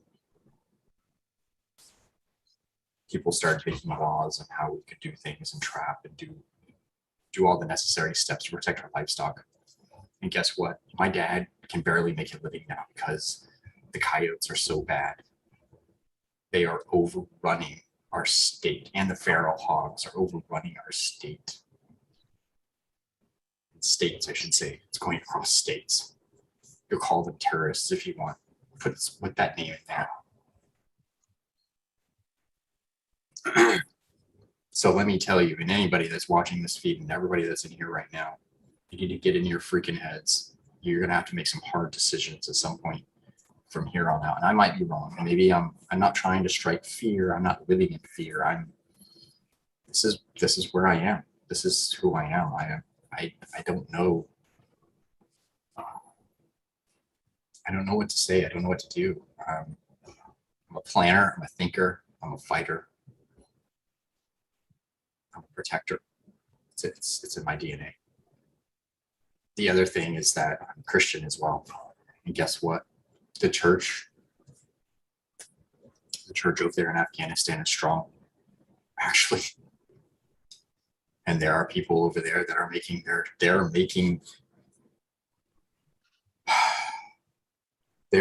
their peace with what's coming to them, because there's nobody to help them. There's nobody to protect them. There's nobody to keep the wolves at bay. That's what scares me, James, is so like right now, the normal population in America don't know what they're going through. Go back to Diane Frank, like the guys that have the wives and children, they're probably trying to dig a hole in the ground and put in an air pipe just to hide them from the door-to-door knocking. Yeah. And we did good things over there. And I know why we went there initially.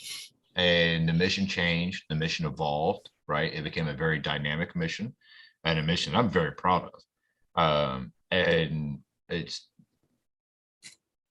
to leave without a plan in place was I'm just going, I don't give a fuck. It was a dumbass fucking thing to do without a plan in place. POTUS said that this will not be another virtue of a chopper on top of an embassy. Well, it was that in times 100. And without a plan in place, and like the way the Taliban, no, this isn't politics, right? This is not a shot at any POTUS, former POTUS, none of that whatsoever. I don't do politics, but the way the Taliban just swept in so quick and just took over everything, and now there's a guy in the presidential palace that was in Gitmo for 8 years holding an M16. He was released in 2018. Yeah. Yep. Okay. Okay. All right. So you guys, outside of that, what scares me is like the freedom that these people had that we helped them get, that they had to earn on their own. They had to do it on their own. We just gave them that space to do it. And to watch young Afghani girls to be able to go to college or go to a school and get educated and be smart. And then you have your first female mayor, so awesome. And I had so much pride in that, so much pride. And that's all being ripped away in a matter of a week. And it's like almost Hurricane Katrina hit Louisiana. It's just instantly devastating. And yeah. And please don't think I was not doing anything politics. I don't do politics, but James knows that. He knows me. But yeah, it's been really hard for me. I actually walked away and just walked over on my dining room table, and I actually had some tears drop out, to be honest with you, listening to you talk, James. So thank you for saying what you said, but And I wasn't trying to. yeah, same thing. I wasn't trying to No, sound. it's- I didn't mean it to sound political. If I sound political, guys, it just that's No, you didn't sound political at all. You did not at all. that's Hey, where. And I don't do politics either. Republican, Democrat, Independent, cool, don't care. No, none of my business. But yeah, it's just it's a hard time for us all right now. Yeah, I just keep thinking about one particular guy in particular when I was in Afghanistan. So I had to arrest this guy and I put him away. He had a family. I won't say his name. I'll leave that alone. But I had to arrest this guy. I put him away, and he was crying and interrogation room, everything, bawling his eyes out. And oh my God, let me tell you, it smelled like he hadn't took a shower in like 6 months. I'm not gonna lie about it. It was pretty bad. But he was forced to do what he had to do to attack us from the Taliban. And I had to do my job. I had to put him away, you know. And so I don't know whatever happened to him after I sent him up to go to prison. But yeah, I have a lot of great memories there. Like the little kid, this little 10-year-old kid that sold me this flag. I kept it. I've had it for over a decade, and it's one of the most treasured items in my house. So we've all met great people there, and the local Afghan people, for the majority, are really great people, just like in America, right? Yep. Most people in Baltimore, Chicago are great people. You have bad elements here and there, but most are great people. And just to watch what we fought for to drop so quickly is terrifying. And I'm gonna say one more thing, and I'm gonna shut up, guys. My heart and my prayer goes out to the pilot of that fucking C5. Yep. My God, True. my heart. Yeah, goes out to I was True. thinking of that too, man. I've been Oh thinking my about God. all day. Yep. I was thinking of that. my heart goes out. Like I can only imagine, like, because he ran over a couple people and then 2 fell off, and people. Oh my God, like. I hope he Yeah. has a strong family and a strong connection, a strong union that he can lean on, because I know, Yeah. like James, you know it, Corbett, you know it. That fucking pilot was bawling his fucking eyes out, taking off, and you know Yeah, it. he was. 100%, bro. 100%, man. You know, Yeah, especially my yeah, heart goes out. especially when he especially when he gets home and he sees all these, posts and stuff of that. I just can't Yeah. imagine being the guy at the end of the ramp deciding who gets on the plane or not. Yeah. Right. God damn. I mean, dude, all of them, fucking Love it. all of the guys that are there right now. Yeah. Like what they're seeing and witnessing is like you see it in movies. Like it's like end of the world scenario Have you type ever shit. seen Like Tears of Okay, Tears okay. of the Sun? Okay, so hold on. Sorry, I'm gonna tap into what you just said, James. Okay, sorry, I don't normally butt in like this. yeah. Go ahead, man. Okay, I need to put perspective for some stuff, right? you got Hades, we've got Afghanistan, we've got a whole bunch of stuff going on. We have genocide in multiple countries, and we now have we have 3 active volcanoes in Alaska. We have, I'm just touching the tip of the iceberg of what's going on worldwide. And I hope if Bruno was here, he would chime in. Y'all, Chad can too. There's other people that can, but I could touch on some stuff according to Revelations that will drive you crazy. And I'm not going to get religious because I don't do that here. But just when you start thinking about what's going on in our world, if you want to contact me offline, just think of it. That's all I gotta say. I'm not. I'll shut up now before I go any further. No, but Yes, I blame subject for the volcanoes too.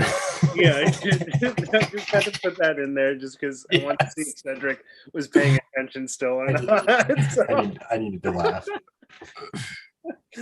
Oh, but like I'll tell you, like, one of the things that I think impacted my sense of service the most that I'm constantly revisiting as I'm watching all this go on is I remember when I was in high school, I took a class on genocide, and we studied obviously a lot of the major genocides, but the one that like really, you can really, do it well.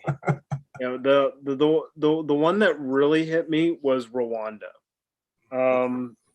Because we watched a documentary about the Canadian general that was in charge of the peacekeeping forces. He only had a few hundred guys, and they each had like maybe 30 rounds max, if any at all.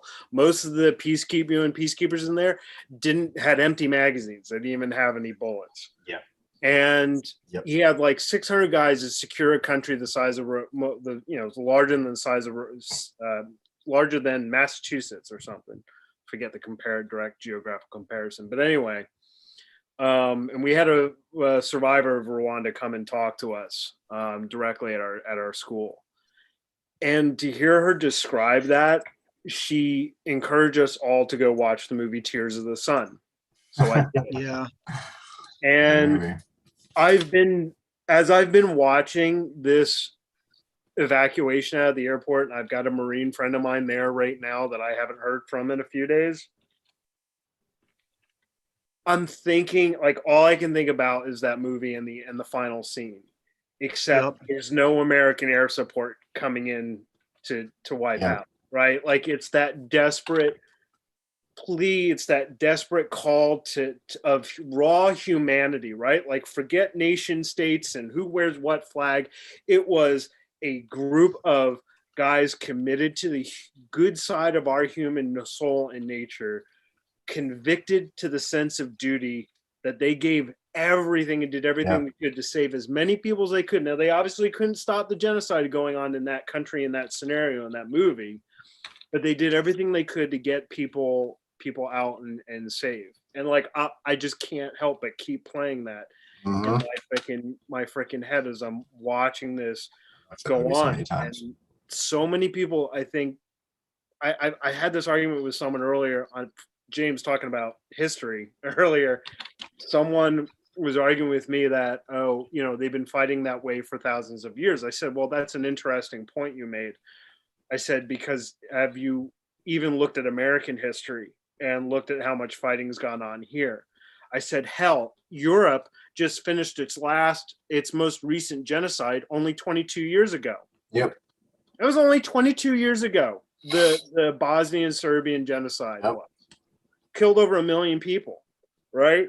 So, and that was in Europe. I knew a girl that survived that, actually. That has history of central governments, national identities, and a lot of the Western influences that we pride ourselves in. But to your point earlier, James, it's like, we're still figuring it out, right? Like, we're still striving to form that more perfect union, right? So Afghanistan's going to take a lot of freaking time, just like Mo said. It's not going to happen overnight. Hell, we're still in Germany, Japan, and Korea.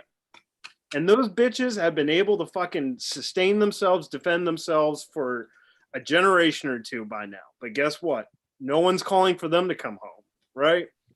So for me, my service in Afghanistan, and no amount of Taliban takeover, no amount of political betrayal, no amount of naysayers about our mission and our cause over there is going to take away from me that I defined my service, at least for myself. I can't speak for anybody else on this call, but at least for myself, my sense of service of wearing that uniform and that flag in that country, helping them to build an opportunity to have a government that wouldn't allow a launch pad for an attack like we saw on 9/11, which was the original reason we went in there, was to prevent another foothold for terrorism to attack us, right?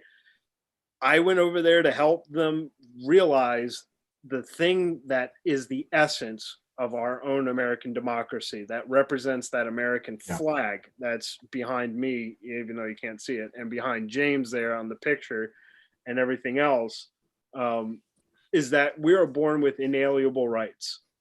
There's a natural code embedded in our DNA that we recognize as human beings. Our country manifested the belief on that and put it on paper, right? So if I believe that each human being endowed by their creator with certain inalienable rights is the foundation of my understanding of my relationship as an American citizen to our own government, if I am to sit there and say that any other person in this world is not worthy of that in some respect, whether it's through my direct military involvement or not, I'm denying my own conceptual foundation of the country in which I'm privileged to live in. Yeah. And I don't think there's enough Americans who understand that philosophical fundamental foundation to which our Western world is built on. And we take it for granted. And that pisses me the fuck off. No pun, sorry for cursing, but No, I mean, I got it. I mean, I know John, I think I have something to say here. I like that was my fourth re-enlistment right there. Fourth, yeah, that was my fourth. And I and my wife can tell you, like, all of my, all my re-enlistments, I had a discussion with her. We prayed about it, we thought about it, and then I made that decision based on careful thought, and every time. I still stand by my decisions every time, I raised my hand and I made that commitment. And I don't look back and say, oh man, I wish I hadn't done that. I'm really thankful.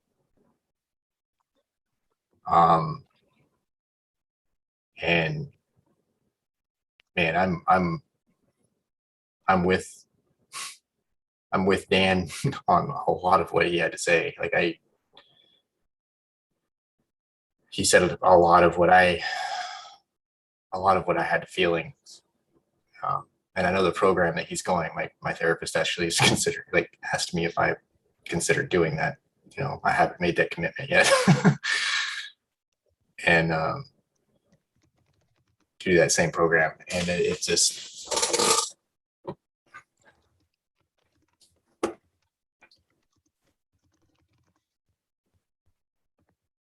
I'm thankful for the opportunities and I'm still proud of the things that I've been able to accomplish when I was active duty and still in the reserves. There's some hard things, and there's some things that I'm like, oh my gosh, this is so dumb. This is stupid. This is, I can't stand this. But at the end of the day, I can tell you, or at the end of right now as a reservist, I can tell you at the end of the day, at the end of our BAs, a battle assemblies, I can tell you that I can pinpoint 5 or 6 things that I'm truly proud about. And it makes me happy. Hey, it makes me I want to say something to that, if I may. Yeah. There's something interesting about time and about your brain.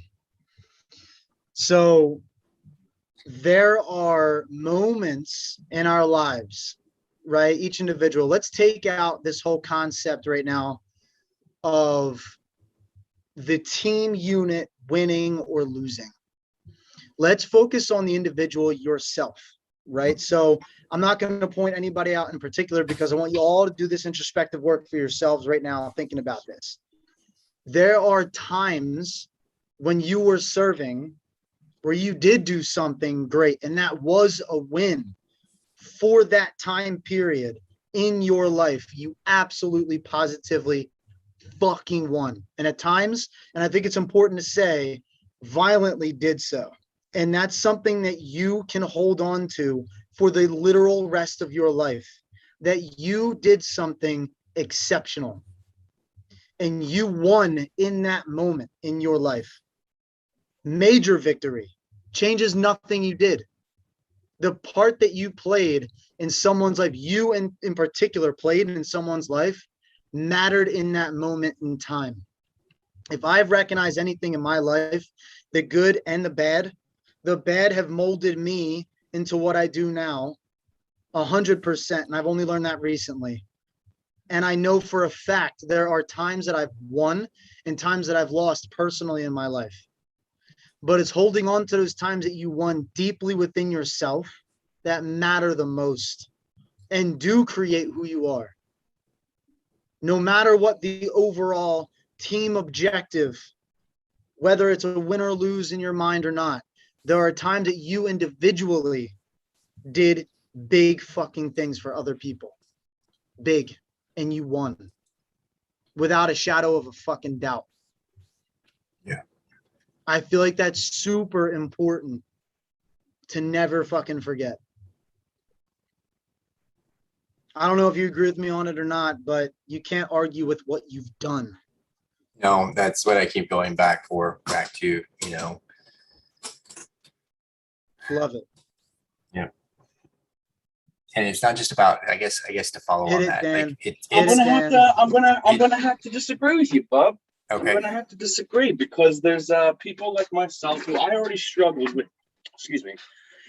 I already struggled with my Purple Heart. Any of the awards, I already didn't think I deserved them when I believed what I did mattered.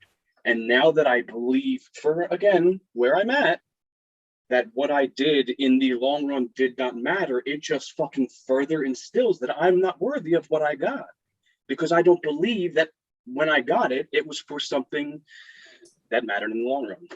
So, I mean, yes, again, 2 months from now, I'll be like, James, yeah, fuck yeah, obviously that was the way. That's the way. But I'm closed-minded right now. I'm in that place where it's, these are my core. It does not morally feel right to me to accept this situation, to accept it for what it is. Like in my core, it feels wrong. And it feels like it's just one of those core beliefs that it feels like I cannot change that belief. At every By the way, Gunny's death, everything was for nothing. And I've heard you all say, like, I'm not discrediting anything anyone said. I've heard all of the shit, and half of me obviously agrees with it. 49% of me obviously agrees with it. But the negative is outweighing the positive. Those micro wins, the micro wins in the moment at that time in therapy before yesterday, those micro wins mattered like a motherfucker. But to me personally, not you guys, me, the fact that the micro wins did fuck all for the actual win, whether it was attainable or not, whether it was a fake dream or I was involved. Those things happened for this. This was a lie. To me, it's really I'm back in that that rigid mentality where there is no gray area with this. This is a very black and white thing for me. So yeah, I'm gonna have to disagree with what you said. Well, I think I'm looking for hope. I don't want you to think I'm saying to discount what's happening right now, by the way, because that's not what I was trying to say. I do not. Yeah, okay. See, right now, I mean, this is my thing. Like, I can't, when I feel something, and I'm sure other people feel this way. When I feel something, until I'm done feeling that, it's not going anywhere. Me sitting there telling myself, like, yeah, dude, you got blown up for a reason. They helped you build Project Refit. It saved hundreds, if not thousands of lives. Right now, because everything was based off of what I did there, because what I did there mattered. That was my purpose. I fulfilled my mission. Yeah. No, it's not the case anymore. Yeah. To me, again, for where I'm at now. Yeah. It actually, I hear you. In my view, like, I never felt like I actually accomplished anything while I was there, even being there, deployed 3 times or whatever, or how many months, it doesn't matter. I always feel like I was leaving skin on the table. You know what I'm saying? When I think about,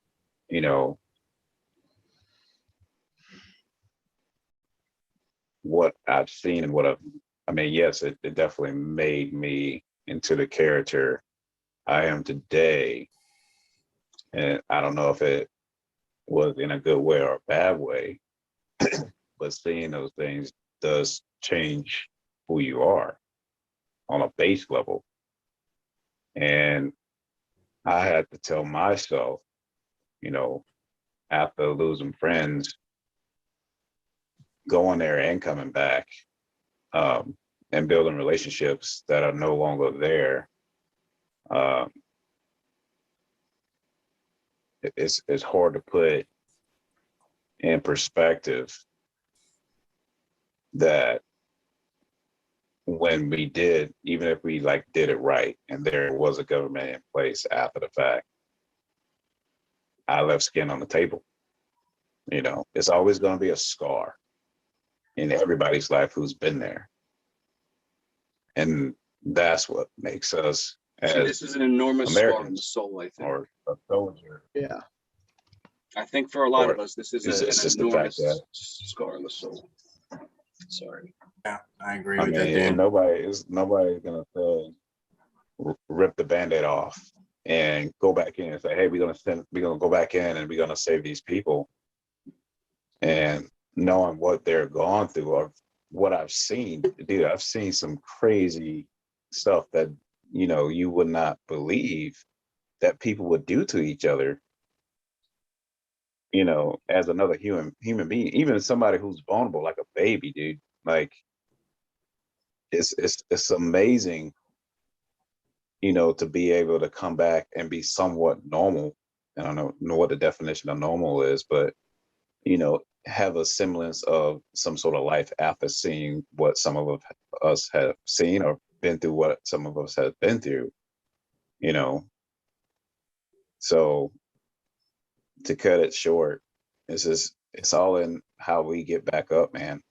I mean, just have hope in that and find solace in that, and that you can reach out to any one of us at any point in time, you know, and have somebody to listen to you and put your feelings on the line. I mean, I know that you said your counselor was sick, but just being there to listen to you, brother. I mean, that's all we could really do for you. I Like you said, appreciate you.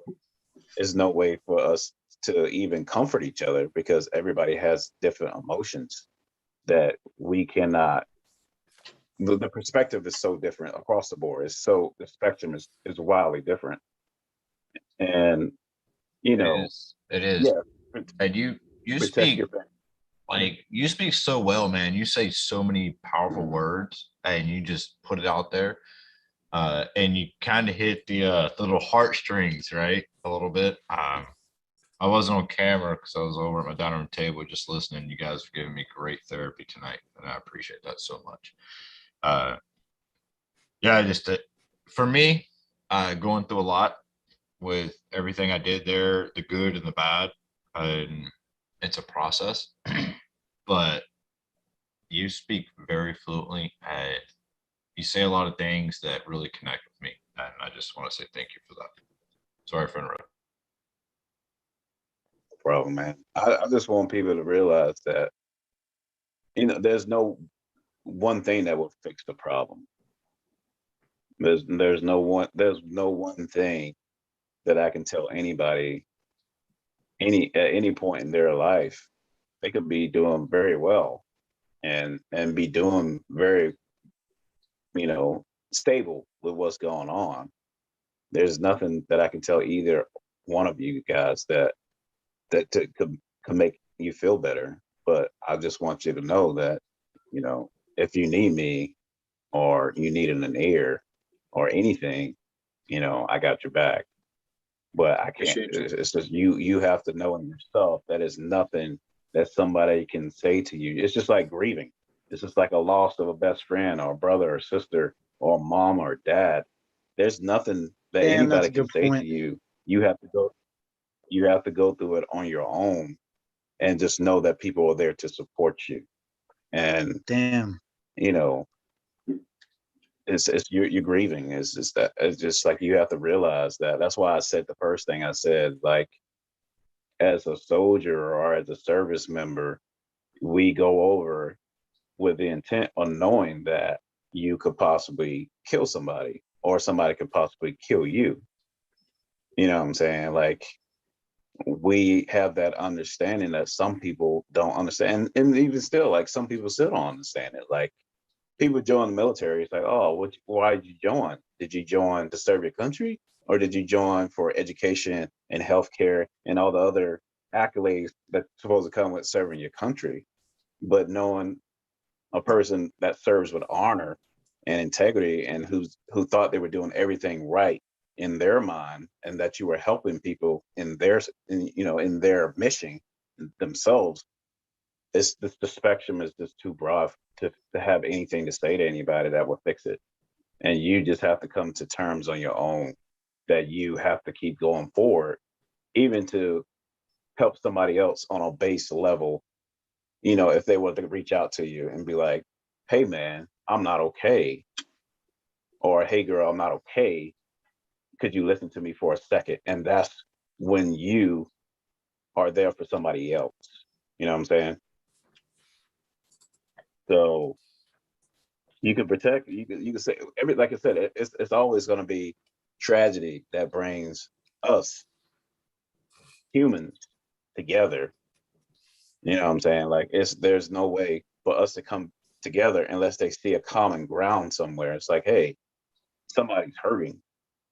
This is the time we should step in and help. You know what I'm saying?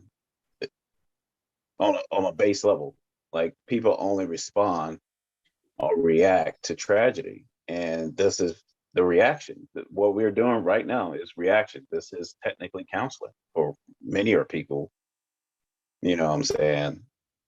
And I don't want to seem like I'm cold-blooded or anything, but I'm just saying, like, you have to go through it on your own. Nobody can say or tell you anything that would Oh no, change I that. agree with you. That's why I've been saying every time I've said something, it's the place I'm in right now. I'm angry and bitter right now. Yeah, In a week, a month, two, I'll be saying the same exact thing, and I won't. Yeah, be I'm not aiming at you. I was speaking. No, I know. I'm just. So, I mean, that's all anybody can really say or do for anybody. Like you said, you can lead the horse to water. Like, dude, being like going to school for My social issue work is I can't find the water. social work and counseling, to tell people or to be able to help people is a thing that I try to do on my core level.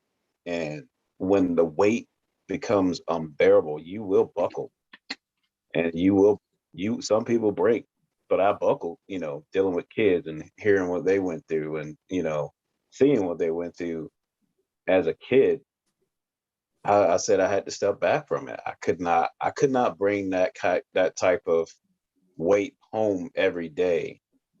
And everybody's like, oh, you're supposed to be able to turn off, what you have going on at work or what you got going on at home, and bring your best self.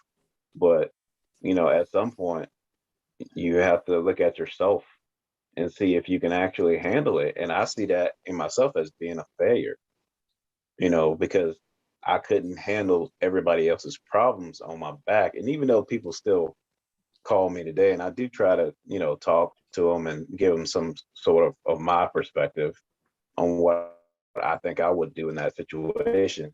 But it's just the fact that you can't help everybody, and that's hard. And as a person, we have to learn to accept that. Yeah. So I think I'm done. So at an individual level, like, absolutely you can't help everybody because you're going to end up overburdening yourself. But one thing that we've all experienced, I mean, from the military alone, or like, is that it's a team fucking fight. It like you got to work together if you want to succeed on a larger scale.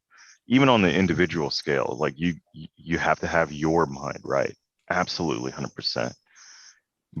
But to enhance that, to give you that force multiplier, it's like having a team, a solid team, and that's, man, like, that's kind of where we're at right now, is that, like, this is an absolute, like, fucking soup sandwich shit situation, like, no one's fucking happy with it. Everyone's trying to cope with it in their own way, But going forward, how do we approach this, right? As a fucking team, look out for the folks that are having a harder go at it, but also remember that like in the future, when this shit's going down again, because history tends to repeat itself again, you know, like be that fucking voice. And is it gonna help? Who fucking knows? I don't know, because this shit happened again, you know, in a different way, but almost in the same way too. There's a lot of parallels. There are and there aren't, you know. So it's where can how do we actually like fucking apply the lessons that we should be learning? Yeah. And at the end of the day, it's a team fight. Don't let that one, obviously don't isolate yourself, which is the whole fucking point of refit, like to not isolate.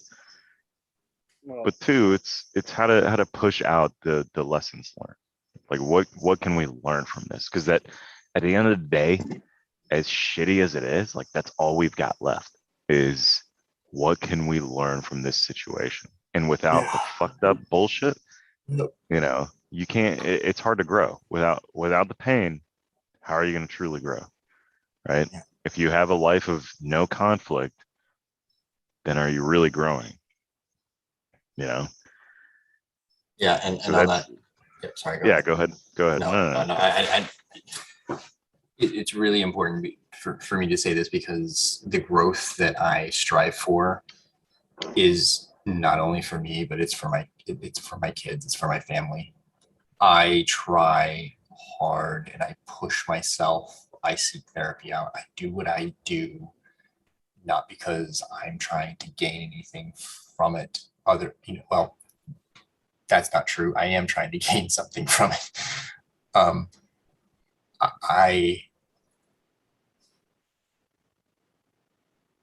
I do it so that I can see life in my family and for my kids. And that's why I do it. Because if it was up to me,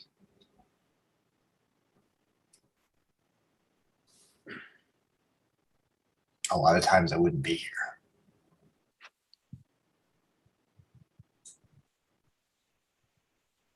And that's just the way it is. But it's also beyond that too. It's like Yeah. it's yes, you got to look out for your family, and you're doing the right thing there. But it's also, I mean, like we're living in a country where, you know, it'll really go a long way to work together in a lot of regards. You need a conflict of opinions to find the common ground. You need that. It's a healthy thing, in my opinion, to have different views constantly going back and forth. You know, but this is our perspective of it. This is something that we experienced, we went through, and this is a part of the puzzle that we can push into. To your point on that, Mo, and I think that's an excellent point. And I think I'm all for one where part of my healing is turning obstacles into opportunities, right? And challenges into opportunities. And so my personal way of healing through this a little bit is like you said, you know, we can't undo what just happened this weekend. We can't undo it. So what we have to do is say to ourselves, well, what can we do right now? And I think one of the ways that we as a veteran community heal from this is we have another generation of veterans who have gone through the exact same thing. And for those who live in the DC metro area, I think you see how they've healed for the last almost 40 years. Yeah. And that is, you know, they all get together, rally together every Memorial Day weekend down in DC to the mall to where they're that's how they healed. And they get together and remind the country, you know, why they did what they did. And they talk about it. They talk to their families about it. They talk to their communities about it. They go to their high schools. They talk to their friends about it. They take control of the narrative to a certain degree by using their personal authority, their experience to basically say like, hey, I know you think it wasn't worth it, but let me tell you about the awesome experiences I had. Yeah. Let me tell you the impact it had with the people I was with. Right. And that's how we start to change that. And we come together. We'll make that happen, but we've got to be that voice, if for nothing else, but for ourselves to come together on it. Sorry, Austin. No. It's, that's accurate as hell. But we also got to take into consideration how long did it take for them to get to be able to talk about it. How long did what? How long did it take for them to be able to get to the point to be able to talk? Yeah. That's a journey that is as individual as the person who experienced it. And I just want to add one thing with James. James, you said you want to see life in your family, and that's why you do what you do, right? Yeah. Change one word in that statement and apply it to yourself. And that you need to see life in yourself. True. I can't stress that enough. I mean,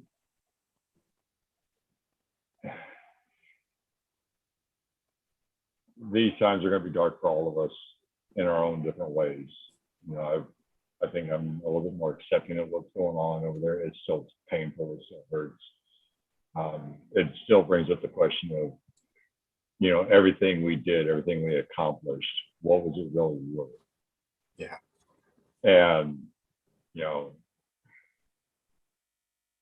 was that kid's death when he got on the convoy, so he going into a supply run that they knew they're going to take fire, was his death any less tragic or unnecessary as, the 4 guys from Alpha Company that got blown up in fucking MRAP?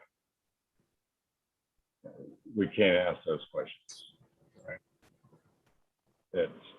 But now we are all at a point where we need to heal ourselves, and we need to see life in ourselves. Find something that brings you joy. Find something that brings you peace, so you can actually see life ahead of you. I'm still working on getting to that point.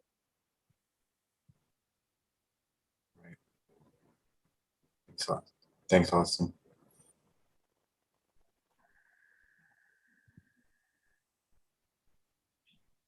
At least we've all survived the easiest part of war. We came home. That's true. True story. Can't disagree. Now this is the toughest road for many I of was us. just going to say that. What if being in war is not the hardest part of war? I don't think it That's is. just something we told ourselves. What if coming home from war and dealing with the aftermath of the shit that's been instilled in us, the shit we saw, that I firmly believe the human brain is not conditioned to experience. What if that is the actual worst part of the war? Because the fact that more people have killed themselves, more veterans have killed themselves than have died from the war, I think that alone right there proves that the deadliest and most dangerous part of the war is after. And it is, because after the warrior leaves the battlefield, he's not a warrior anymore, right? Those who have never seen battle do not understand that just because we're not there, it doesn't continue every single day. Good night, Cedric. All right, Cedric. Good words tonight. Love you, brother. Love you, bro. Smells, sounds, bring back triggers that instantly transport you right back to a firefight or the smell of something burning. And I live in a place that is surrounded by fucking forest fires right now. Brings back Corley's death and listening and hearing him scream before his grenade killed him.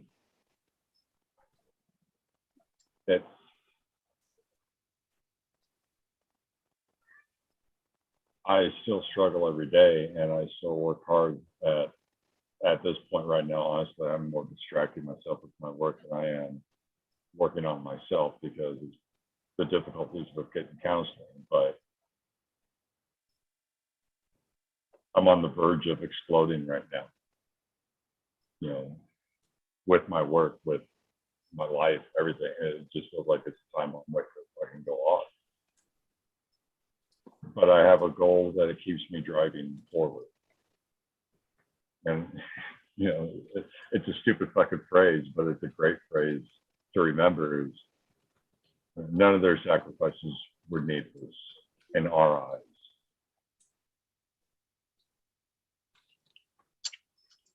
So now we honor them by keeping their names alive, and we honor them by living a life that they would be proud of, as well as a life that you would be proud of. We stack a lot on our plate, and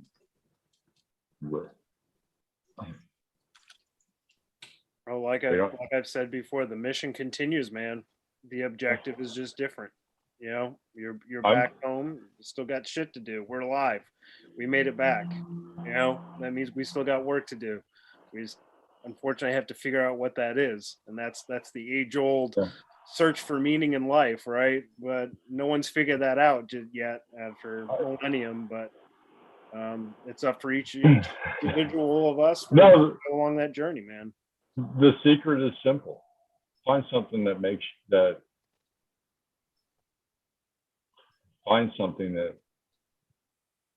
gives you peace. That's not a simple answer at all. I found that with my engraving. I can focus on it. And the process is hard. No, I mean, I just think that some people are in a state where they don't know what puts them at peace. They've tried everything and nothing puts them at peace anymore. So for that to be the secret answer, I mean, I don't. No, I'm not saying. I'm obviously fucking argumentative. Clearly, I'm clearly being argumentative. Hey, we can do this East Coast West Coast thing. I got your back, bro. I'm ready to throw some blows. But no. I'm not saying that. Find something that gives you peace is the fucking mysterious answer. It was for me. And each of us, we're all going to go on we're all taking the same fucking trip. We're just driving different fucking cars in different fucking lanes and taking different side roads and zigzags and all that shit. That's a good way of putting it. The goal is the same though. I would love to be able to go to sleep once a night and not wake up and have to check my doors, check my windows, see what my dog's barking at. That's a goal of my life. But I know it's going to be a long time before I get there. I'm okay with that. I'm okay with eventually getting to the point where I don't need to do that. Or feeling comfortable enough to go outside of my house without my pistol on my head.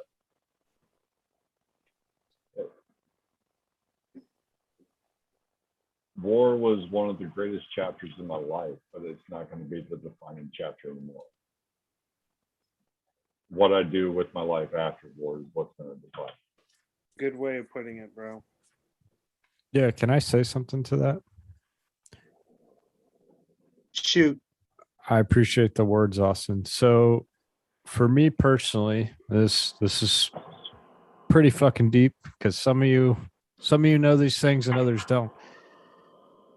I struggled a lot before my first deployment because I went through losing a person that was very close to me, and that was a person I was in a relationship with 1 month before I left home. I also struggled because I was going to war for the first time ever, and I had no idea what to fucking expect, and you don't until you experience it. And that's one of the hardest parts, is explaining this shit to people who haven't experienced it because they don't understand the true nature of it. And you want to say ignorance is bliss, and you can say it all day long, and you can talk to your blue in the face, and it doesn't fucking matter because other people don't get it, and you don't hate them for it. You're not mad at them personally for it, but it makes you feel like your voice falls on deaf ears, right? And I thought about this for a long time, and I struggled with it after I went to war. And I finally related to my father at the most personal level that I have in my life after I went to war, because I finally understood what my father did and why he was gone for the first 10 years of my life. I'm 25 years old, by the way. I'm very young, and I know that. My dad and I are closer than we've ever been before because of the similar experiences we've shared that a lot of people haven't, but a lot of people have. And when I came home, I struggled again. And I struggled again from what we just talked about. And it was because I lived. I came home. I struggled because I didn't have a purpose anymore. And I struggled with that for a long time. And there's still some days where I'll admit, and maybe it's going to happen for a long time, maybe even for the rest of my life. And that's okay. I struggled because I didn't have a purpose. And I relied on numbing that pain or hiding it, masking it. And for me, for over a year, I used alcohol as a crutch. And my very close friends know that. And the only thing that pulled me out of that, in those deep, dark places where I did at times, I contemplated, is this going to be my life forever? Feeling like I don't matter and nothing I did matter. Mind you, that I came home at the end of 2018. This was well before today. And I know a lot of us have shared those similar feelings of not having that purpose because you're not at the mission. And I know the goal changes, but the feeling is still there. And I think that feeling is rehashed for a lot of us right now because we're feeling like we were proud of what we did. And now we just saw it all fall to shit in a matter of weeks. Yeah. And that fucking sucks. And my buddies pulled me out of it. I didn't ask for help. I didn't fucking want it. And that's the truth. And my buddies pulled me to the side and they said, hey, we're not saying you have a problem. And we're not saying we can directly relate. Because my closest best friends, other than McKinney, who Moore and Longell know, and Mo, because they're in my unit. But the other ones haven't experienced it. They've never been deployed, they've never seen combat. But they realized why I was struggling. And they didn't judge me for it. They just said, you need help because we don't want to see you go down this path because nothing good is going to come of it. And you have so much else to live for. That was a wake-up call. And I still struggled for a long time. It didn't flick a switch. It didn't end it all. But the thing that helps me every day, and again, sounds cheesy, I believe it to an extent, not always, is that shit happens for a reason. Everything comes back full circle, and we wouldn't be where we are today without going through what we went through, whether it be childhood trauma, war, whatever it is that you've experienced in life. We wouldn't be where we are today. I went to war, struggled a lot when I came home, dealt with a lot of things to get where I am today. And now at 25 years old, I can proudly say that I've, a great paying job.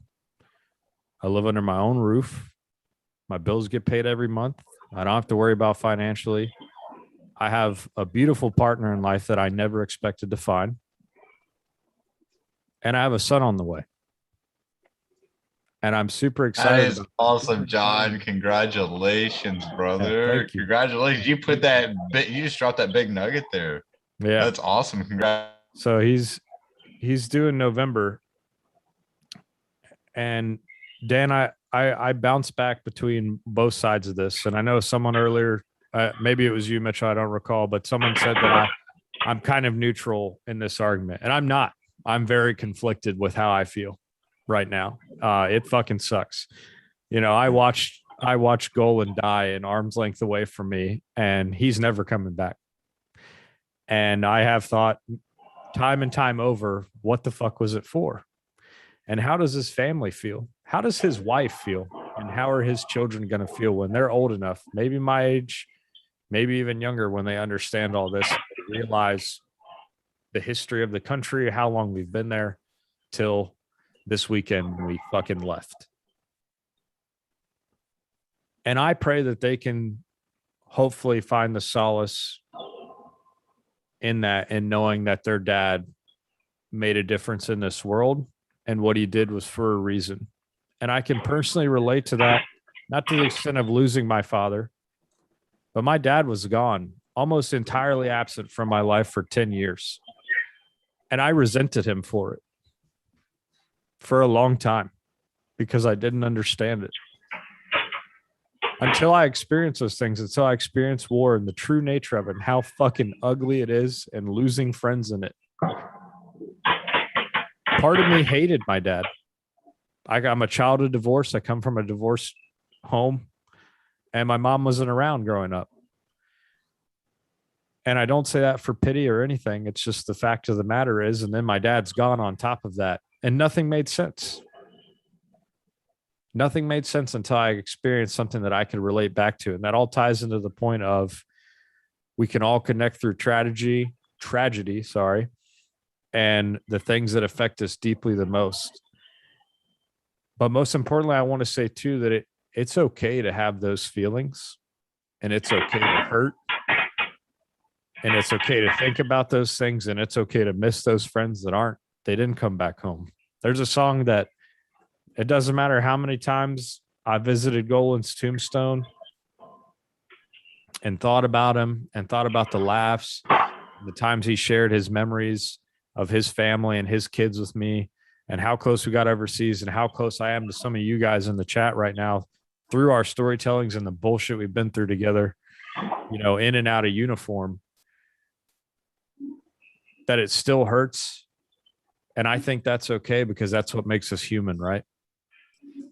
And so Dan, I want to say to you, like, I know you mentioned to me earlier, we can chat, man.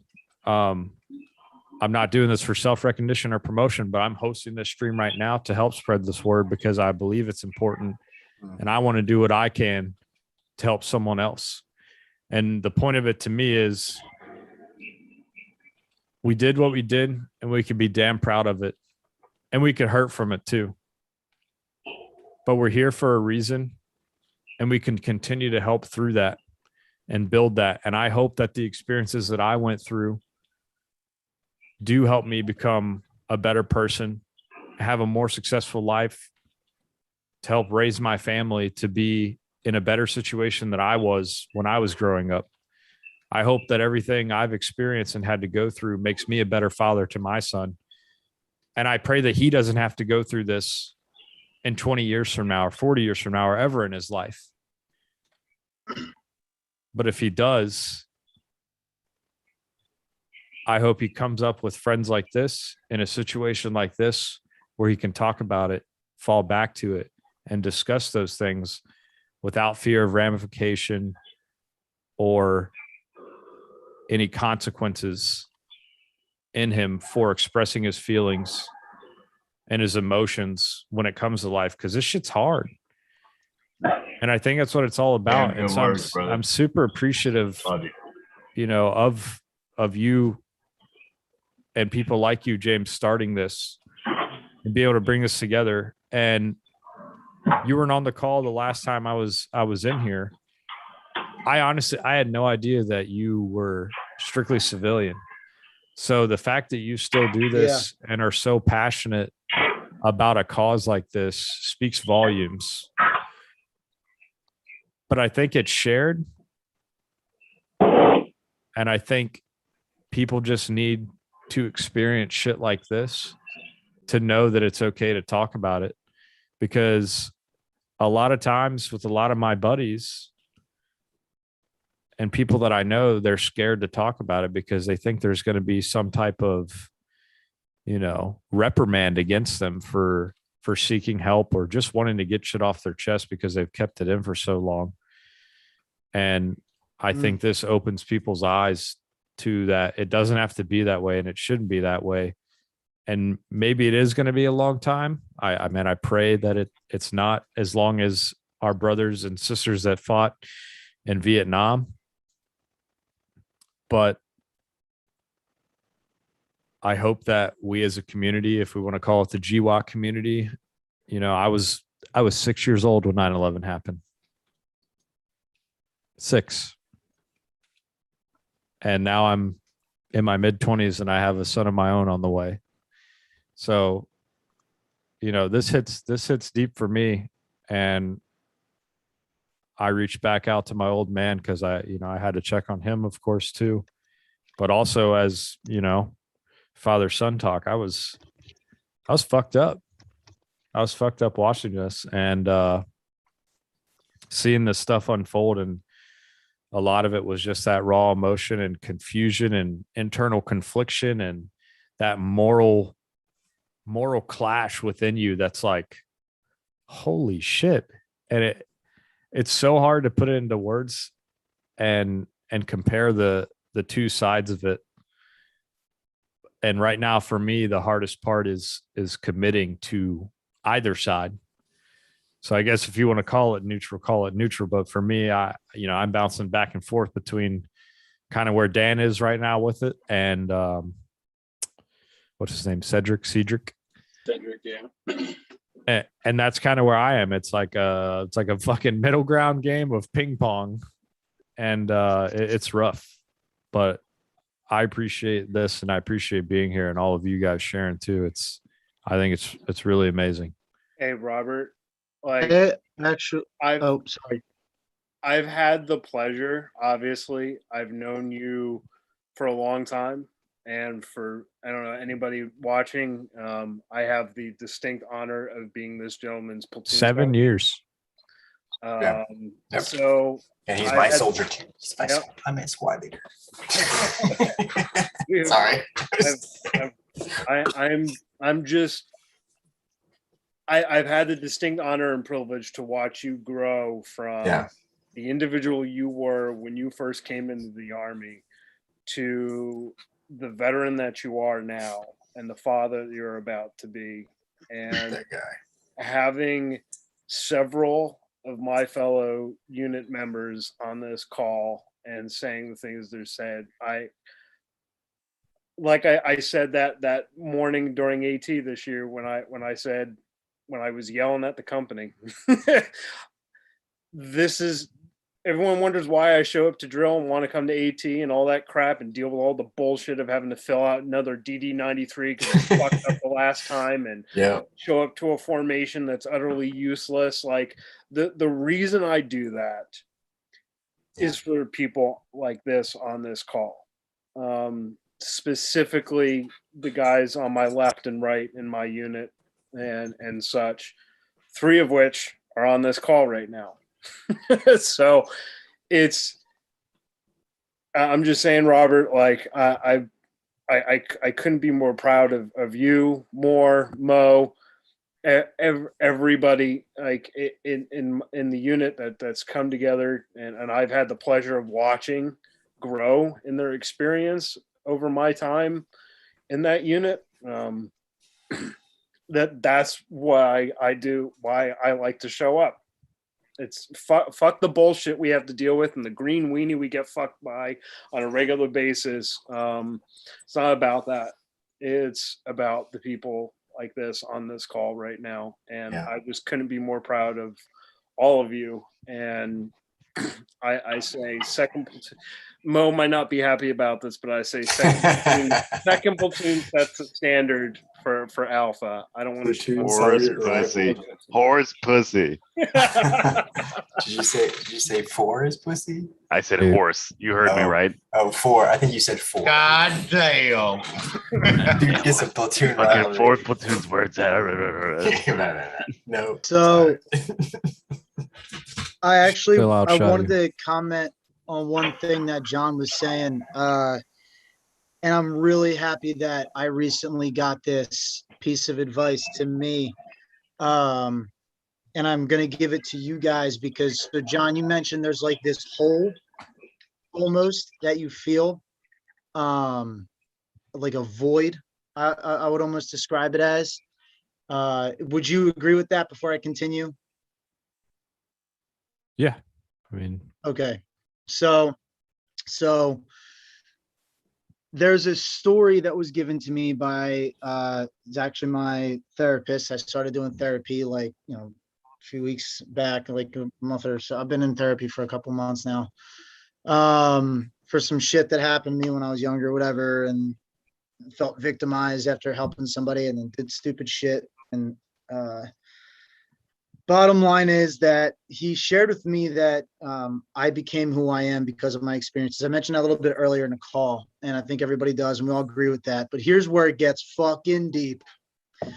And when he said this shit to me, it fucked me up in the moment immediately. And I almost cried. I was like, fuck, man.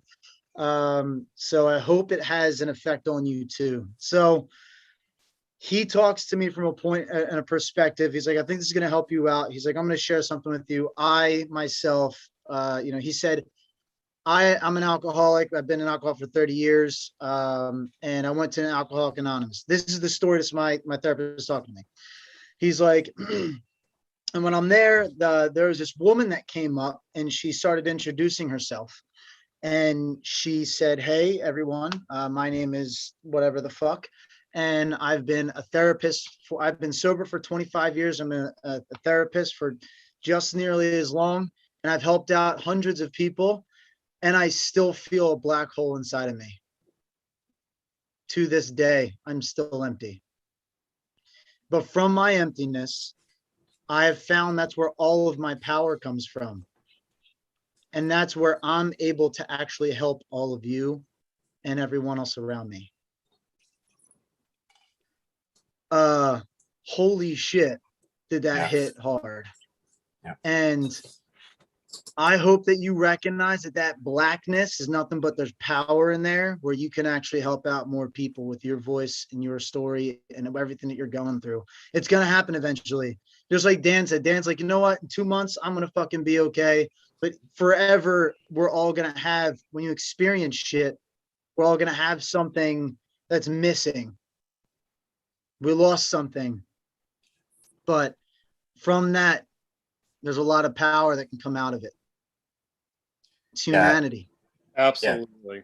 I mean, I would say that's probably why I do some of the things that I do. And like, people criticize me for taking on too much at different times. and I don't know. Like, I've been seriously thinking about this the last 72 hours, probably really hard.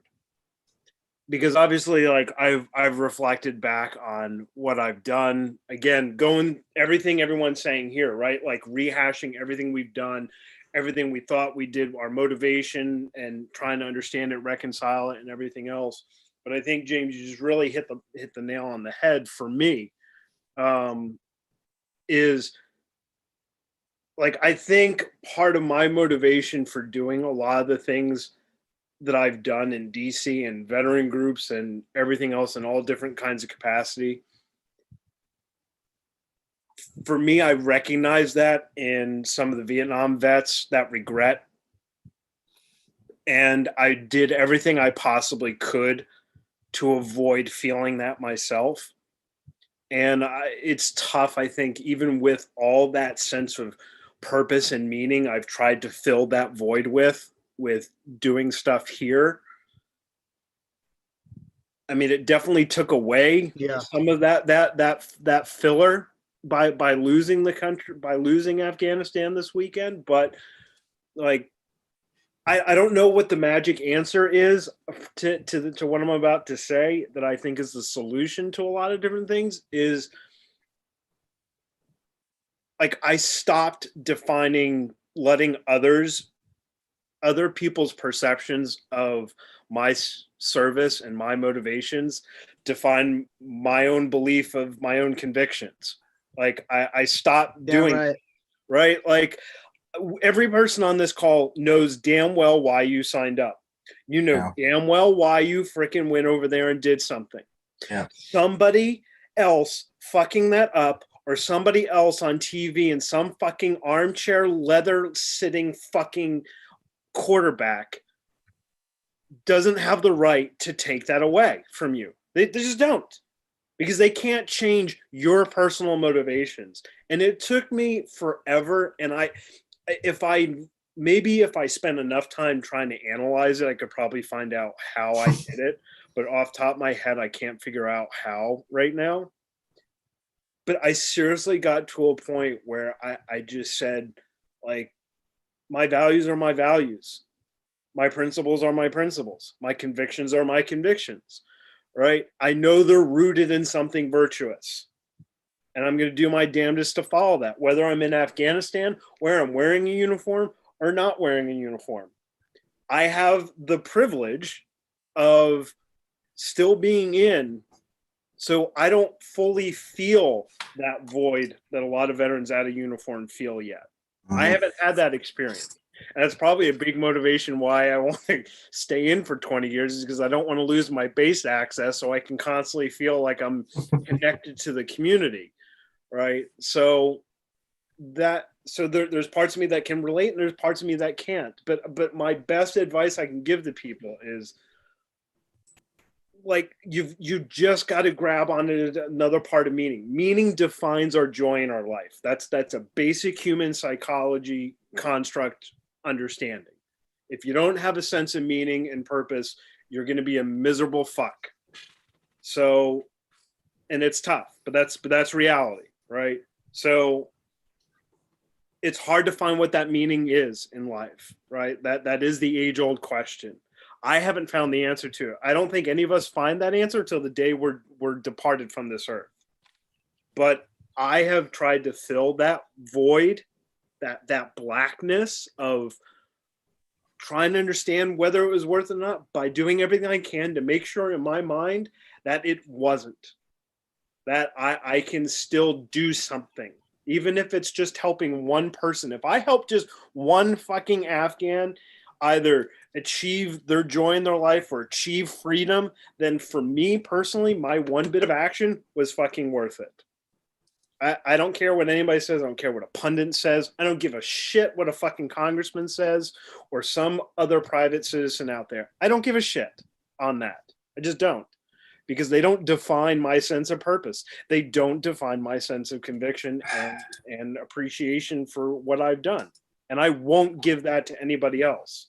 So fuck the despair, fuck the depression, fuck all that negative bullshit that's getting me to question what I already know to be convicted and true, that what I did was worth it, and I did it for the right reasons. So what? It didn't work out the way I wanted it to. That's life. It's a fucking hard reality to accept. But I can sleep well at night knowing that I did everything I could for the right reasons with what I was given. I can't save the world. I can't cure cancer. I can't stop all the crime, but I can sure as hell fucking do my damnedest. But that's all I can do at the end of the day. And that keeps me going on top of knowing that I'm through living on that mission and being involved in all the projects I'm involved in, I'm doing everything I can. Everything I possibly can to ensure that the ones we lost aren't fucking forgotten.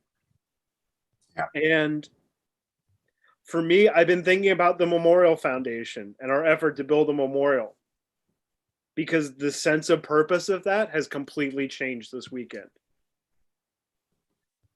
Its impact completely changed this weekend. And so those guys buried in those tombstones don't have a voice, but I still do. And I'll be damned if I'm going to be silent and not do what I can to continue the mission in whatever capacity I can until I'm fucking dead. I'm going to ensure that their efforts and mine and all of ours was fucking worth it. And that's how I find my meaning. That's how I find my peace. Because if I can center myself on that, that's a rock that nobody can fucking move. And that's what I build myself on. So I don't know how to get there for everybody. I think it's a very individualized journey. There's no magic pill. It's very simple. But like I said, it's simple, but not easy. And that defines life. Yeah. Right? We know what right and wrong is in almost every situation. But getting to right is the harder path. So that's, I don't know. If I come up with the magic pill, maybe I'll write a book and I'll give you all a free copy and we can all be happy, go lucky people. Right? But yeah, but it's a journey and we all don't have the answers. But that's why doing this in a group, to Mo's point earlier, having a team as a force multiplier is what helps us find all the puzzle pieces to that picture of life we're trying to create, trying to clear that picture up. But we got to collect all the pieces. And that takes a lifetime. So don't put pressure on yourself that you got to fucking figure it out now. Don't put pressure. You got to figure it out this week. You're not going to be able to. That's right. So that's right. Let's go along this journey together. Yeah. and continue to be there. And I Yep. couldn't be more fucking proud of every single person in this group on this call and everything that brought me to this group. Like I said, I'm only connected to this because of my service with Dan. I wouldn't have known about this. Maybe I would have seen it on Facebook. I don't know. I'm in Jersey. Sure would have gotten around. You know, we're all family. But but still, like, to everyone's point, I don't know who was making the point earlier. I don't know if it was Cedric or somebody else, or anyway, but things happen for a reason, right? They all connect in some form or fashion.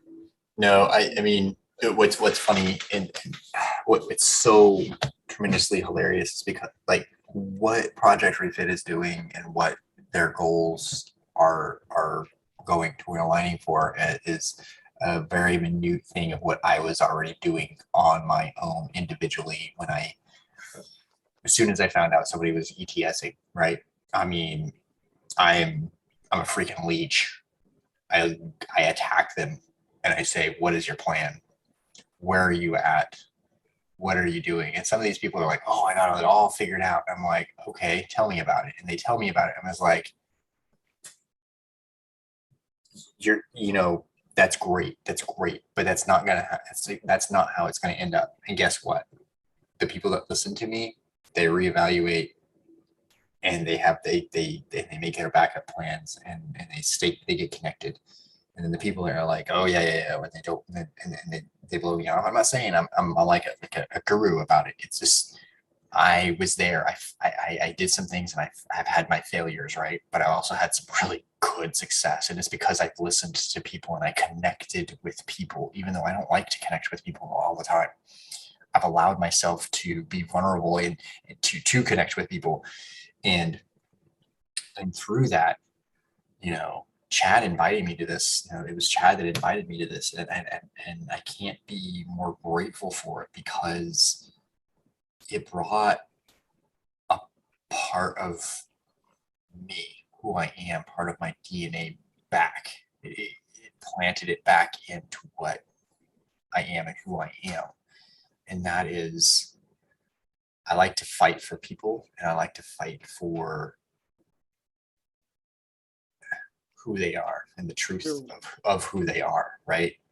And Mo, Chad, and John, they can, and Mitch, they can all attest to this profoundly, and that's and I make up words all the time, so forgive me. You can laugh at me later, but I this environment helps me stay alive. I can job hunt and job hop all the time. And if anybody from my work is watching this, I don't care. I could care less about my job that I'm doing now. This is what drives my train. This is my engine for my life. This and the things I do with my church. Period. That's it. I life doesn't, everything else in my life is trivial, I guess. I love what we're doing here, and love you. I have high expectations, and good night, Dan. high hopes. Hey, love you, brother. Love you, boys. Love you too, man. Yep. Call me if you need. All right. But yeah. Anyways, that's sorry. I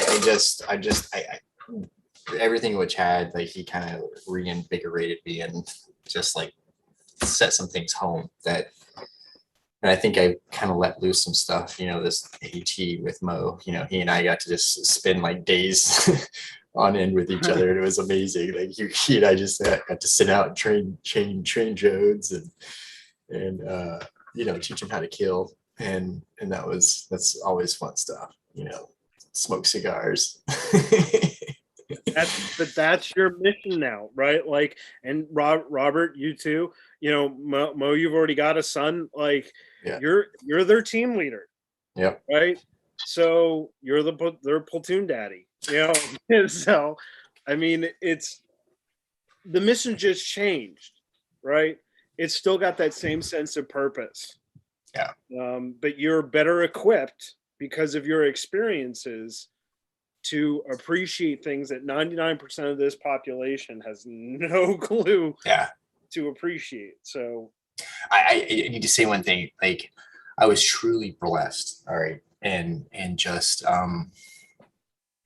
you know, my son will probably never know this and see this or whatever, but like, he made me cry. And he's been gone for, he and my oldest daughter, they've been gone for 2.5 weeks with their friends, camping and fishing and just doing amazing things, you know, just enjoying life. And I love it. I love that they had the opportunity. Missed him for 2.5 weeks, but he came back, and after his time with his friends and everything, he, you know, I was tucking him in bed the first night back, and he looks at me and he's like, "Dad," he was like, he said, "Thank you for teaching me what it means to be true and to own who I am and to own up and to know that what I say is truth." And I'm telling you, reward, the reward is great in the diligent man. And the time kind of telling you this right now because it's for you, John. I'm telling you, and I know Mo's probably had some of that, and it's nothing like hearing. It's like a revelation from your kids when they come back to you and they're like, "Dad,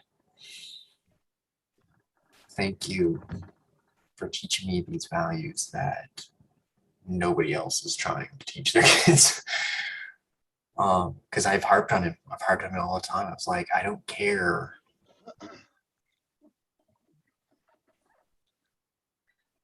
I don't care about all this other stuff. I just want you to own, you know, if you're wrong, own it.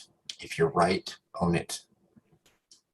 And at the end of the day, you could know that you're honest with yourself. That's some good shit. I want to jump in on that piece. I'm all about ownership. Yeah. I love that concept. Like, if you fuck up, 100%, like, absolutely own that shit. If you do well, own it. You know. Now, man, there's a lot that's been said that I agree with, and a lot that I don't. I mean, absolutely. I think the theme that I really think is the most important is the importance of leadership, right? Absolutely. It goes so far because it sets the tone. Like, when you were right, think about like while you were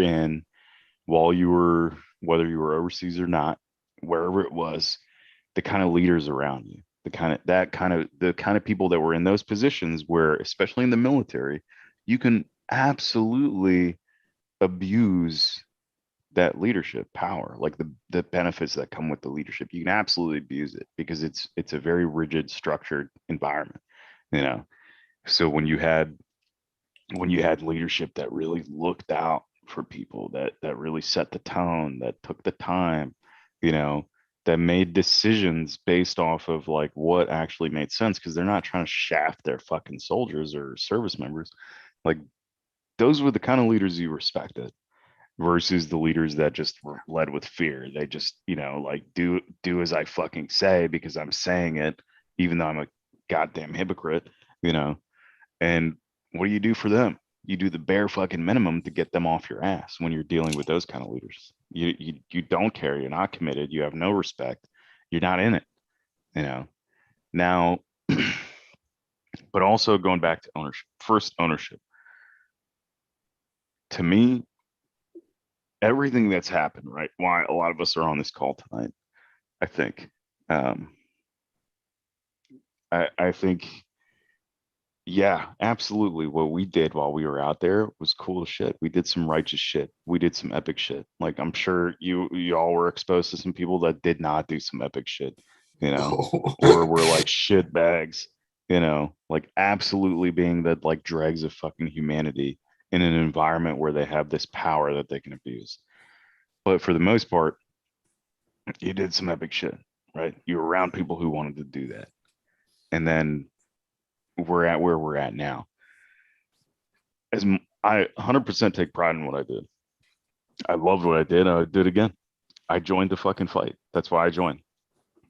I joined because I wanted to fight evil motherfuckers. I joined because I wanted to stand against that shit. I wanted to be tested in combat, and I wanted to like fucking fight motherfuckers that deserve to be fought. You know, that is why I joined. I wanted to make that difference and that impact. I wanted to be a part of that group that did that kind of shit. You know, that is why I joined. You know, and I get everyone's got different reasons, whether it's because you just want to join to serve or you want to join because you're in a rough situation and you want the benefits and you want a way out of your rough situation. All of those are respectable things, you know. And then there's folks that join to fucking fight. Also, you know, like respectful unless they're not in check and they're just like sadists and shit. Then you have problems, right?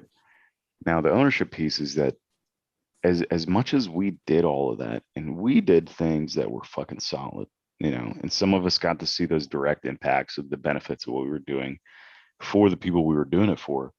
At the end of the day, that's not enough. That is not enough to me. Yes, we made a difference. We made a difference, and there was a chance for someone else to capitalize on it in the sense that they could have carried it forward for the next unit and next unit and next unit, enough so that these people who are currently, like, think about this right now, in this moment, while we were having this conversation right now, there's fucking people over there, you know, 10,000, however many miles away they're over there, and they are either suffering or they're living in complete fear and uncertainty of what's to come, right? And again, I think that could have absolutely been avoided. I think because from the top down, there were so many errors, right? There were so many faults that is what culminated to where we are at now. You know, that is still inexcusable. Again, I absolutely take pride in what I did. I loved what I did, and I would do it again. That's not enough for what the fuck's happening literally right now. That doesn't change shit for them at all. Like, not at all. Doesn't change shit at all, you know. And it again could have been avoided had we had the right leaders in place, the people who were able to put their egos aside and make decisions that actually made sense, not got them promotions or not got them recognition, but made sense for us on the ground, so we didn't have to fight with our hands tied behind our backs. Because again, remember, Sergeant Major Barreras, he's part of the face of refit.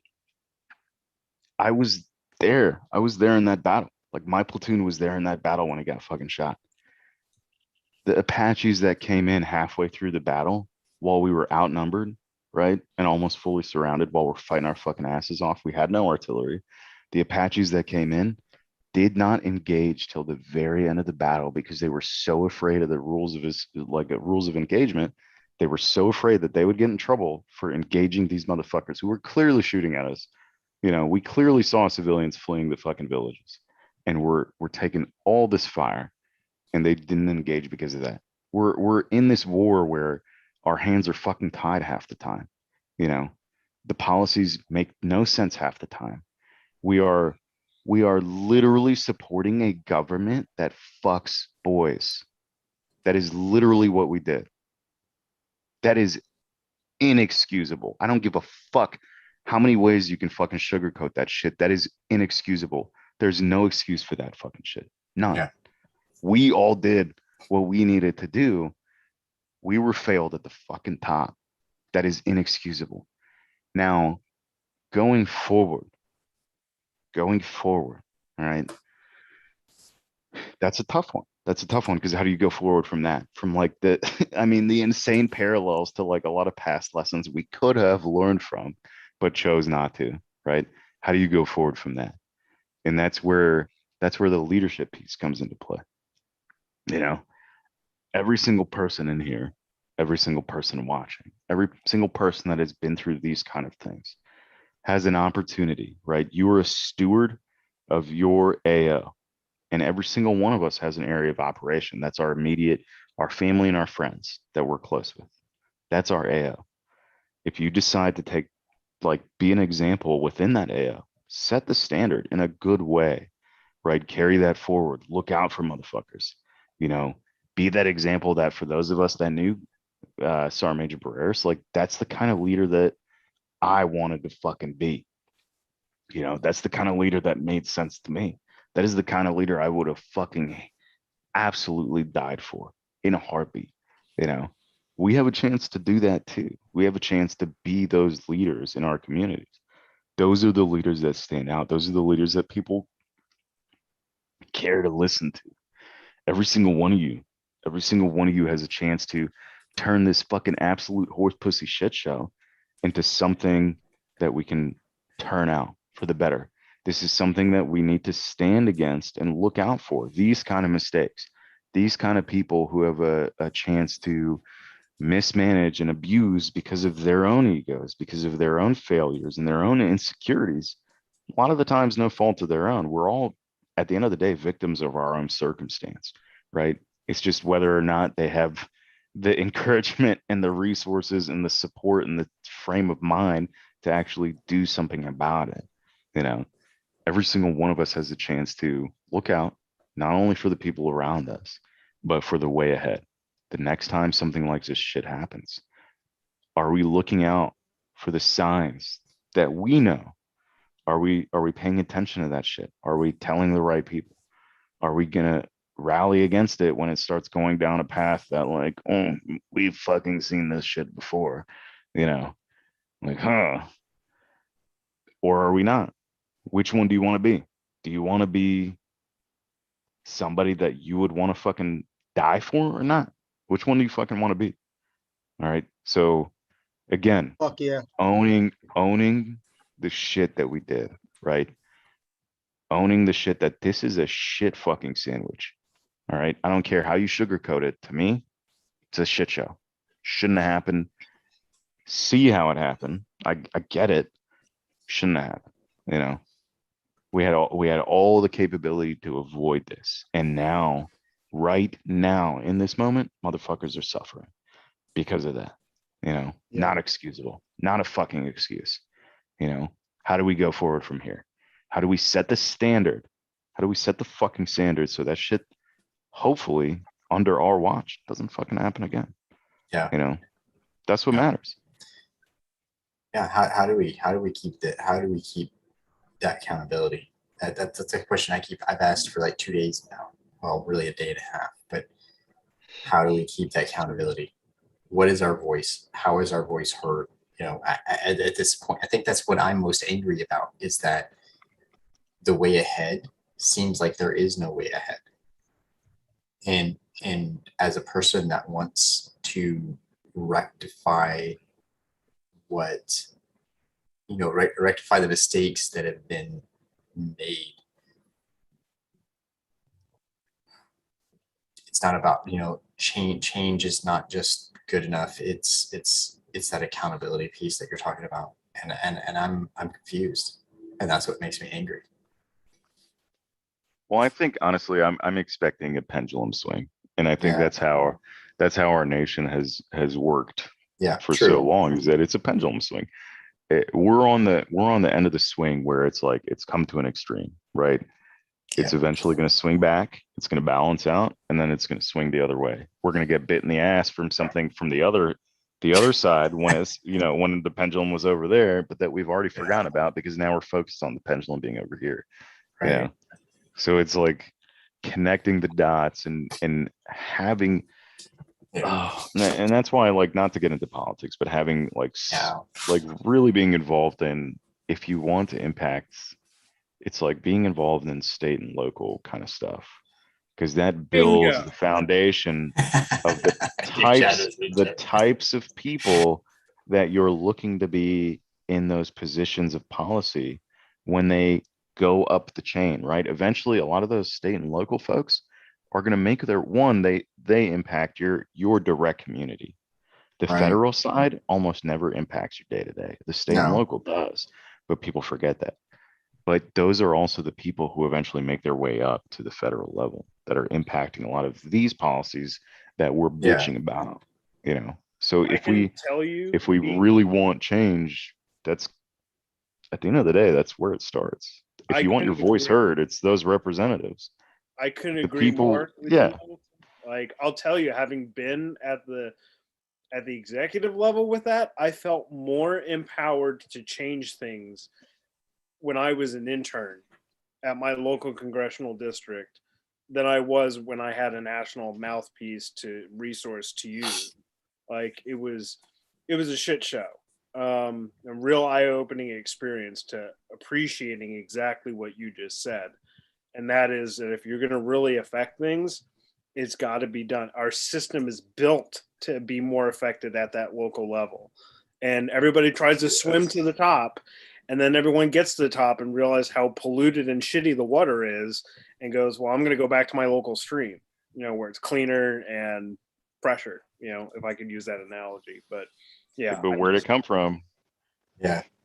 It came from that level, you know, it goes up. I just had to agree with you because it like sums up my experience from the local level to that upper level. Like that's the realization I discovered. And yeah, and that's to me, it's like a realistic, achievable, right, next step is getting voting for and advocating for the kind of people that actually, and everyone's going to have different beliefs, which is a beautiful part of America, is because that balances out. Having all those different conflicting beliefs gets us to bring into that like middle ground.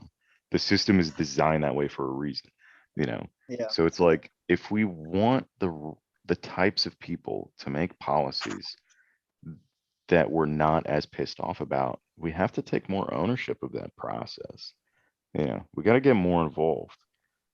And that's, to me, that's the next step is like, if we want to avoid this 10, 20, 30 years down the road for the next conflict, how can we approach this in a way that might actually give us a chance? And it's at that bottom up. It's at that bottom up. Who's going to get to those policy levels is the people from the bottom that go up. That's who's going to get there. Okay, so that's where it is. Yeah, so that brings a great point, and you know, I think we've touched on this maybe once or twice since I've been part of Project Refit, and then okay, so how do we empower the strong veteran community in each state? You know, how do we, you know, because I think that's something we could actually do with this platform, is to empower them and to encourage, not, you know, and what I'm saying is to encourage them as well in that. So how can we do that, right? I mean, well, right now, what Mo, Dan, and myself, and we're bringing in IGY 622 and a few others, we're genuinely right now trying to come up with an SOP that when we begin to build out like these community centers all around the country, we're going to have, and it was Mo and Dan really brought this and drove this point home. Mo's been talking about this shit, and now I know why he's so fucking empowered by it. Right. Oversight. He said it like a million fucking times tonight. And what we're going to do is we're going to set a ridiculously, and I'm recognizing more and more how fucking hardcore we have to be about it, ridiculously strict SOP check process every fucking quarter with the organizations that we work with. And I think it's going to be one of those parts of the revolution that needs to change. Genuinely, we are fucking making it happen. We are the tip of the spear in terms of building up these new communities. We really are. And we're going to drive those fucking SOPs home hard on how you interact with veterans and how you create a healthy community. We're not looking to just create any type of community, but a healthy community, one where guys are, you know, if they're fucking alcoholics, they got to admit it and get help and then get better. So their new AO, as Mo just mentioned a couple of times, and I think other people are mentioning it as well, of your families, of your friends in your local communities become your new AO. And the new mission genuinely is to influence and win the hearts of the people here at home. That's what it is. And that's how we make those fucking changes. So yeah, that's how we're doing it. And that's what's going to be happening. I think part of what I'm saying is too, is that, you know, and I'm trying to learn from really people like aggressive. Trad. No, you're fine. That's great. Because I'm that's where my heart is. Your aggression that you were sharing, that's where my heart is. And I'm right here. I'm you know, I'm a 25, 35-minute drive to be able to, maybe if I'm educated and I'm taught how to lobby, how to help our community. You know, I'm at the Capitol. I'm right there at the heart of the Capitol. So, who, you know, I guess what I'm asking is like, how do I get more involved in that to help? You know, before you think about that, I think an important part of it is that we got to have these conversations with a lot of different folks, not just vets, right? Because at the end of the day, we have a very particular perspective that is not the whole piece. You know, we have one side of it, and which has a lot of weight to it. You know, it's the ground truth. There's a lot of other pieces that we're not going to consider, you know, that also factor into the overall decision-making process. Like, that's just the way it is. And it's having these kind of conversations with all these different perspectives going around, and these different beliefs and these different thoughts, right? Because there's going to be a lot that conflict with all of us, the things we're saying, right? A lot of this stuff gets tied in the political realm as well. There's a lot of heated discussions that go around. And if we vehemently put our foot down on our perspective, we're doing a disservice to ourselves as well as others, because we're ignoring that process of finding the middle ground. We're not listening to the other side. We're not factoring in what's affecting them. Do they have legitimate gripes? Is that something I need to consider? And if so, how do we find a way to work together? Because if we refuse to do that and we just put our foot down, there's not going to be a lot of progress. It's going to be slow going. So it's having these kind of conversations within our own veteran first responder communities, but also with the communities outside of this, right? Within our AO, families, friends, you know, just the civilian population that doesn't have these kind of experiences, because they have different perspectives that we're not considering, because again, we're so tunnel visioned on what we're seeing, right? We don't have all the answers. I don't have all the fucking answers. Right. And I'm probably saying shit that somebody wants to challenge, and I just don't know it because I haven't heard it. You know, we all are that. So we have to own that too, that we don't have the right answer, but we're trying to push something out, and that generates the conversation, generating the conversation with an actual fucking open mind of trying to understand the different perspectives as well, as much as you may not agree with it. That gets us to the next level of, well, okay, how do we work this out? How do we work this out? And then how do we push this? How do we find people who are willing to work this out in terms of representing us, because we have a representative democracy, right? That's our system. So what are the kind of people that fall in line with the kind of values that I want to push? And there's probably a lot of us in this very same call that like have conflicting beliefs at the end of the day, you know, which is 100% the way the process is supposed to be. So that, honest to God, so something that what drives one of my major values in my life that drives me hard is something I recognized when I was at and Mo, you just said it a couple of times. I'm backing you up on this. You said a very important word, and it's understanding, right? So the thing that drives me very hard is you cannot have peace without understanding. Understanding is literally the bridge between violence and peace, right? You have to have it, because if you don't try to sit down and understand the other side and where they're coming from, then you will never be able to reach peace, and you will never be able to actually have a productive conversation or a productive discourse.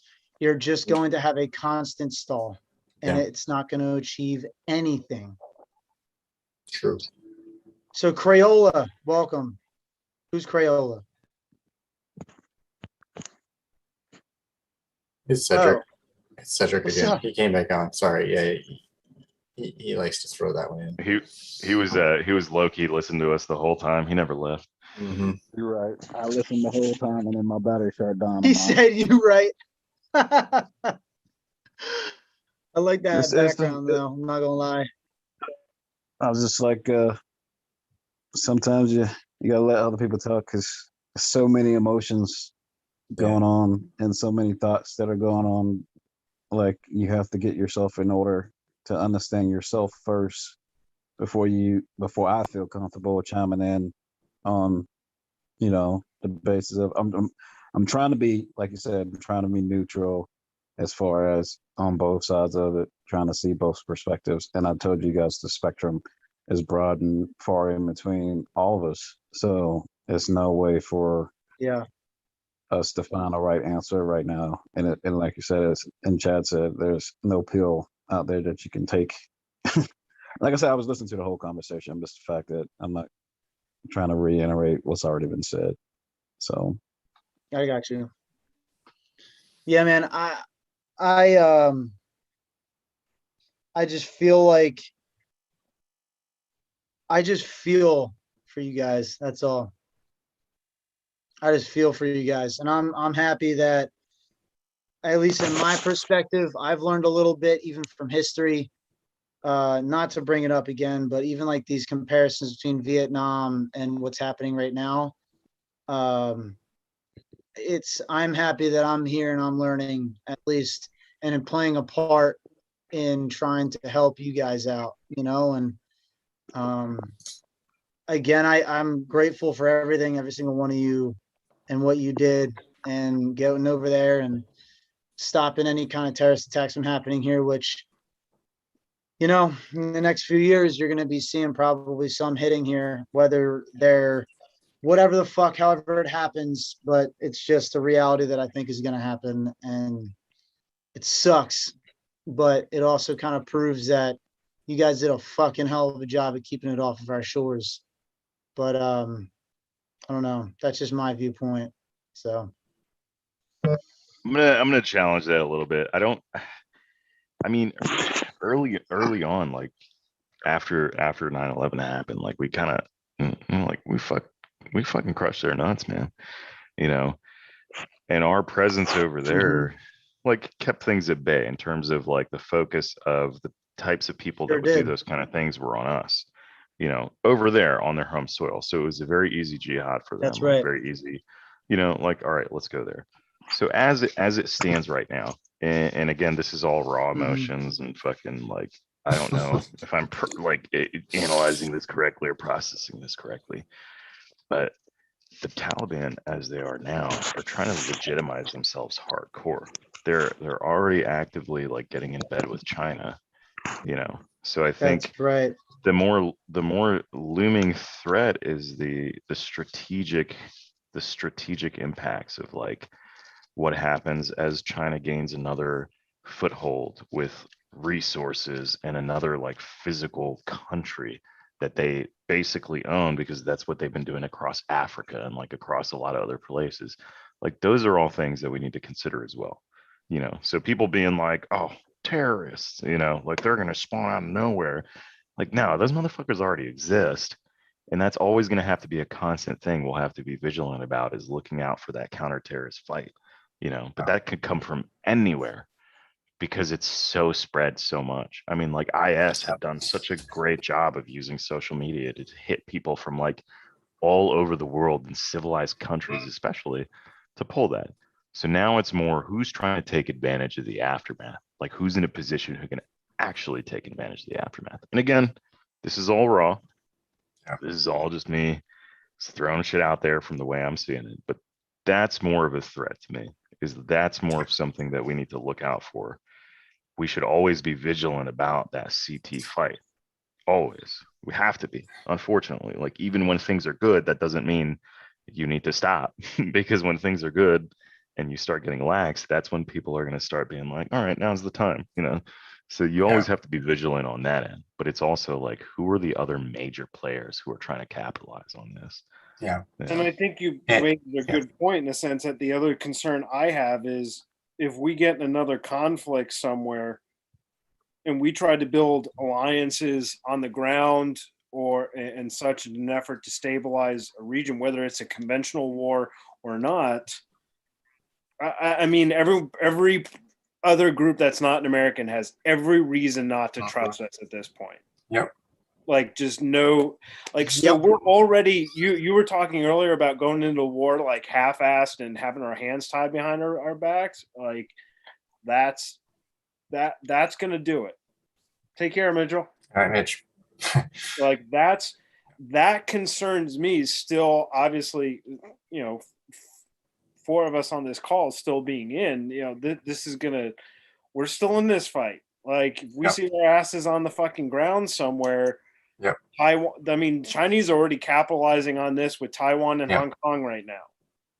Like, if you go to the Twitter page at Global News or whatever, like, that will show the Chinese efforts right now are capitalizing on this big time, and that's not going to be pretty to combat. So, and I want to bring up a point, and I'm only bringing this up not for the people in this call right now, but the people that are watching and that are going to watch this. You need to realize something. Way back when we first started the whole, you know, global war on terrorism, we never truly identified the Taliban as a terrorist group. So therefore, they are actually, when they take over Afghanistan, when they finished, like, as a whole taking over, they are considered an actual what am I looking for? Not a terrorist group, but territory, government. Yeah, but they're considered a government. So you have to understand that we screwed up early on by not identifying this group as terrorists, like we did ISIS. Okay, so if you're watching this, you need to understand that. So we can't just go back in to fight terrorists. It's not like that anymore. They are an established government group as a whole. Okay, so I'll shut up, but that's what's infuriating. I see it as another Pakistan in the making. Right? Yes, absolutely. Another country that we're gonna be like kind of tied with, but like fucking only because of policy. Yeah. And because of those policies, we're not actually gonna do the kind of shit that we need to do. If Pakistan didn't have nukes, I don't think right, exactly. Yeah, like they got fucking nukes, and it's like, God damn it. The Taliban didn't get their hands on one. No. Yeah, but how closely tied and supported was the Taliban Haqqani network, like the different factions? Because the Taliban is really just an overarching term. There were so many different groups that we were fighting out there. Realistically, it wasn't just the Taliban. We just lumped it all up into the Taliban. You know, if they're aligned and allied with Pakistan and we try to make a move, Pakistan could easily be like, and then it's like, fuck, all right, you know. That's plus it's like the way we've been reacting on the world stage for the past few years has been really putting us on the back foot, you know, like when all those Navy sailors got fucking captured by Iran, like what did we do? You know what we did? Not shit. Nothing. We just let it fucking happen. Nothing. Now all these other countries and organizations are watching this and being like, oh, okay.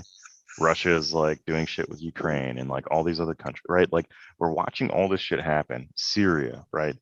And we're not really doing anything. We abandoned the Kurds. Like we're doing all this shit that is like the world's watching this and they're like, yeah, you know what? Like they're not committed to the fight.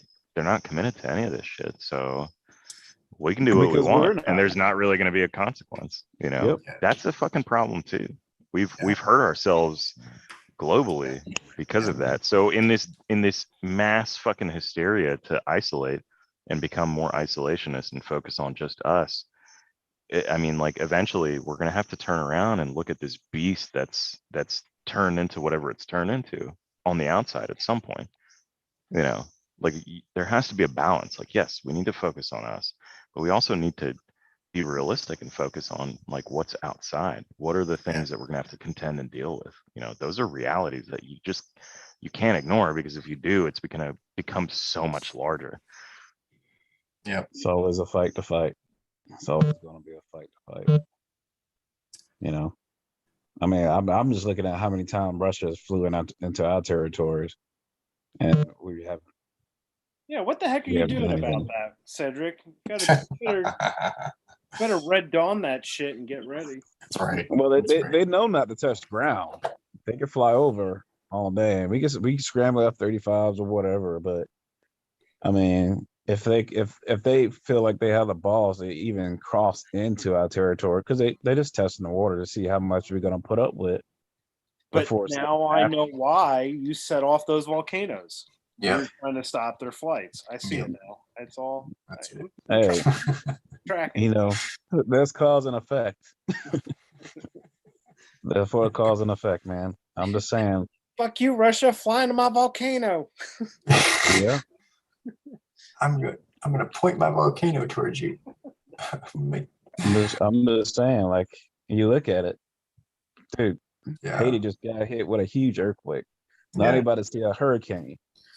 Like, there's plenty of things going on around the world that is going on. All I gotta say is there's some good surfing somewhere out there. The Uyghur genocide, the Myanmar shit, the fucking it's all insane revelation. crisis in Yemen, like, you know, all the shit going on in Africa. Like, yeah, totally. Like, none of that's going to be a problem later. Like, none of that's wrong. Cool. Yeah, nobody's talking about the genocide in Africa. Absolutely not. Suit up, Anyways. boys. Suit up. Those are brown zones, right? Like that's where, you know, breeding grounds for terrorist units to hide out and kind of begin. Bro, to be honest with you, we already have terrorists here on the ground. Yeah, I know. I know that. We reset the clock. It's just September 10th, 2001. No, I'm not joking. No, I know that. I know what you're saying. Set the clock back to September 10th, 2001. I know what you're saying. I know what you're saying.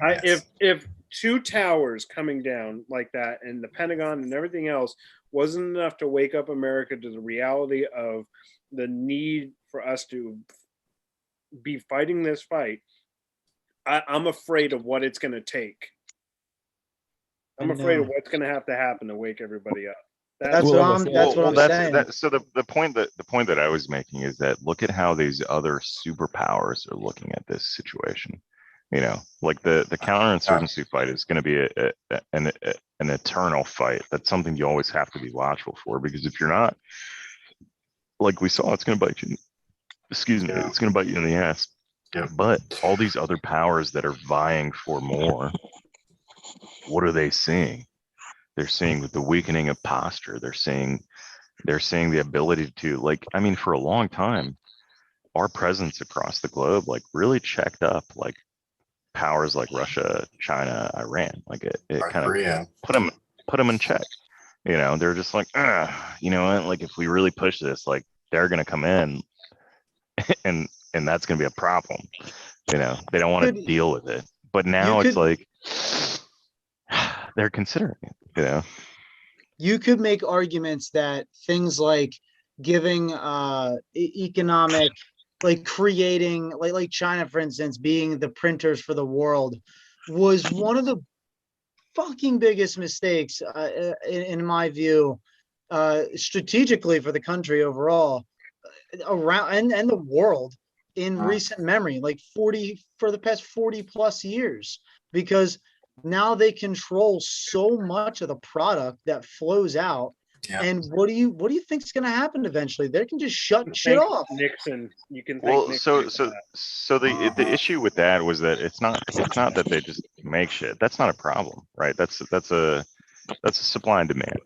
It's that part of their things earlier on was that like, hey, if you want to have these super cheap factories over here on our land, we have rights to your intellectual property, you know. So they're stealing all this shit constantly. And people are like, okay, cool, sweet, cheap labor. You know, that set us back.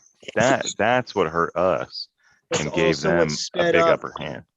That's also what sped everything up for China in terms of their technologies, right? Like, it's Big just, time. it's all fucked up. All right, listen, I'm actually getting tired as fuck. Yeah. It's 1 a.m. I gotta go. I fucking love you guys. I really do. He's like, I fucking love you guys. But yeah. Is everybody, I mean, we're good for now. I mean, like, we're gonna do this shit again Yeah. Wednesday for sure.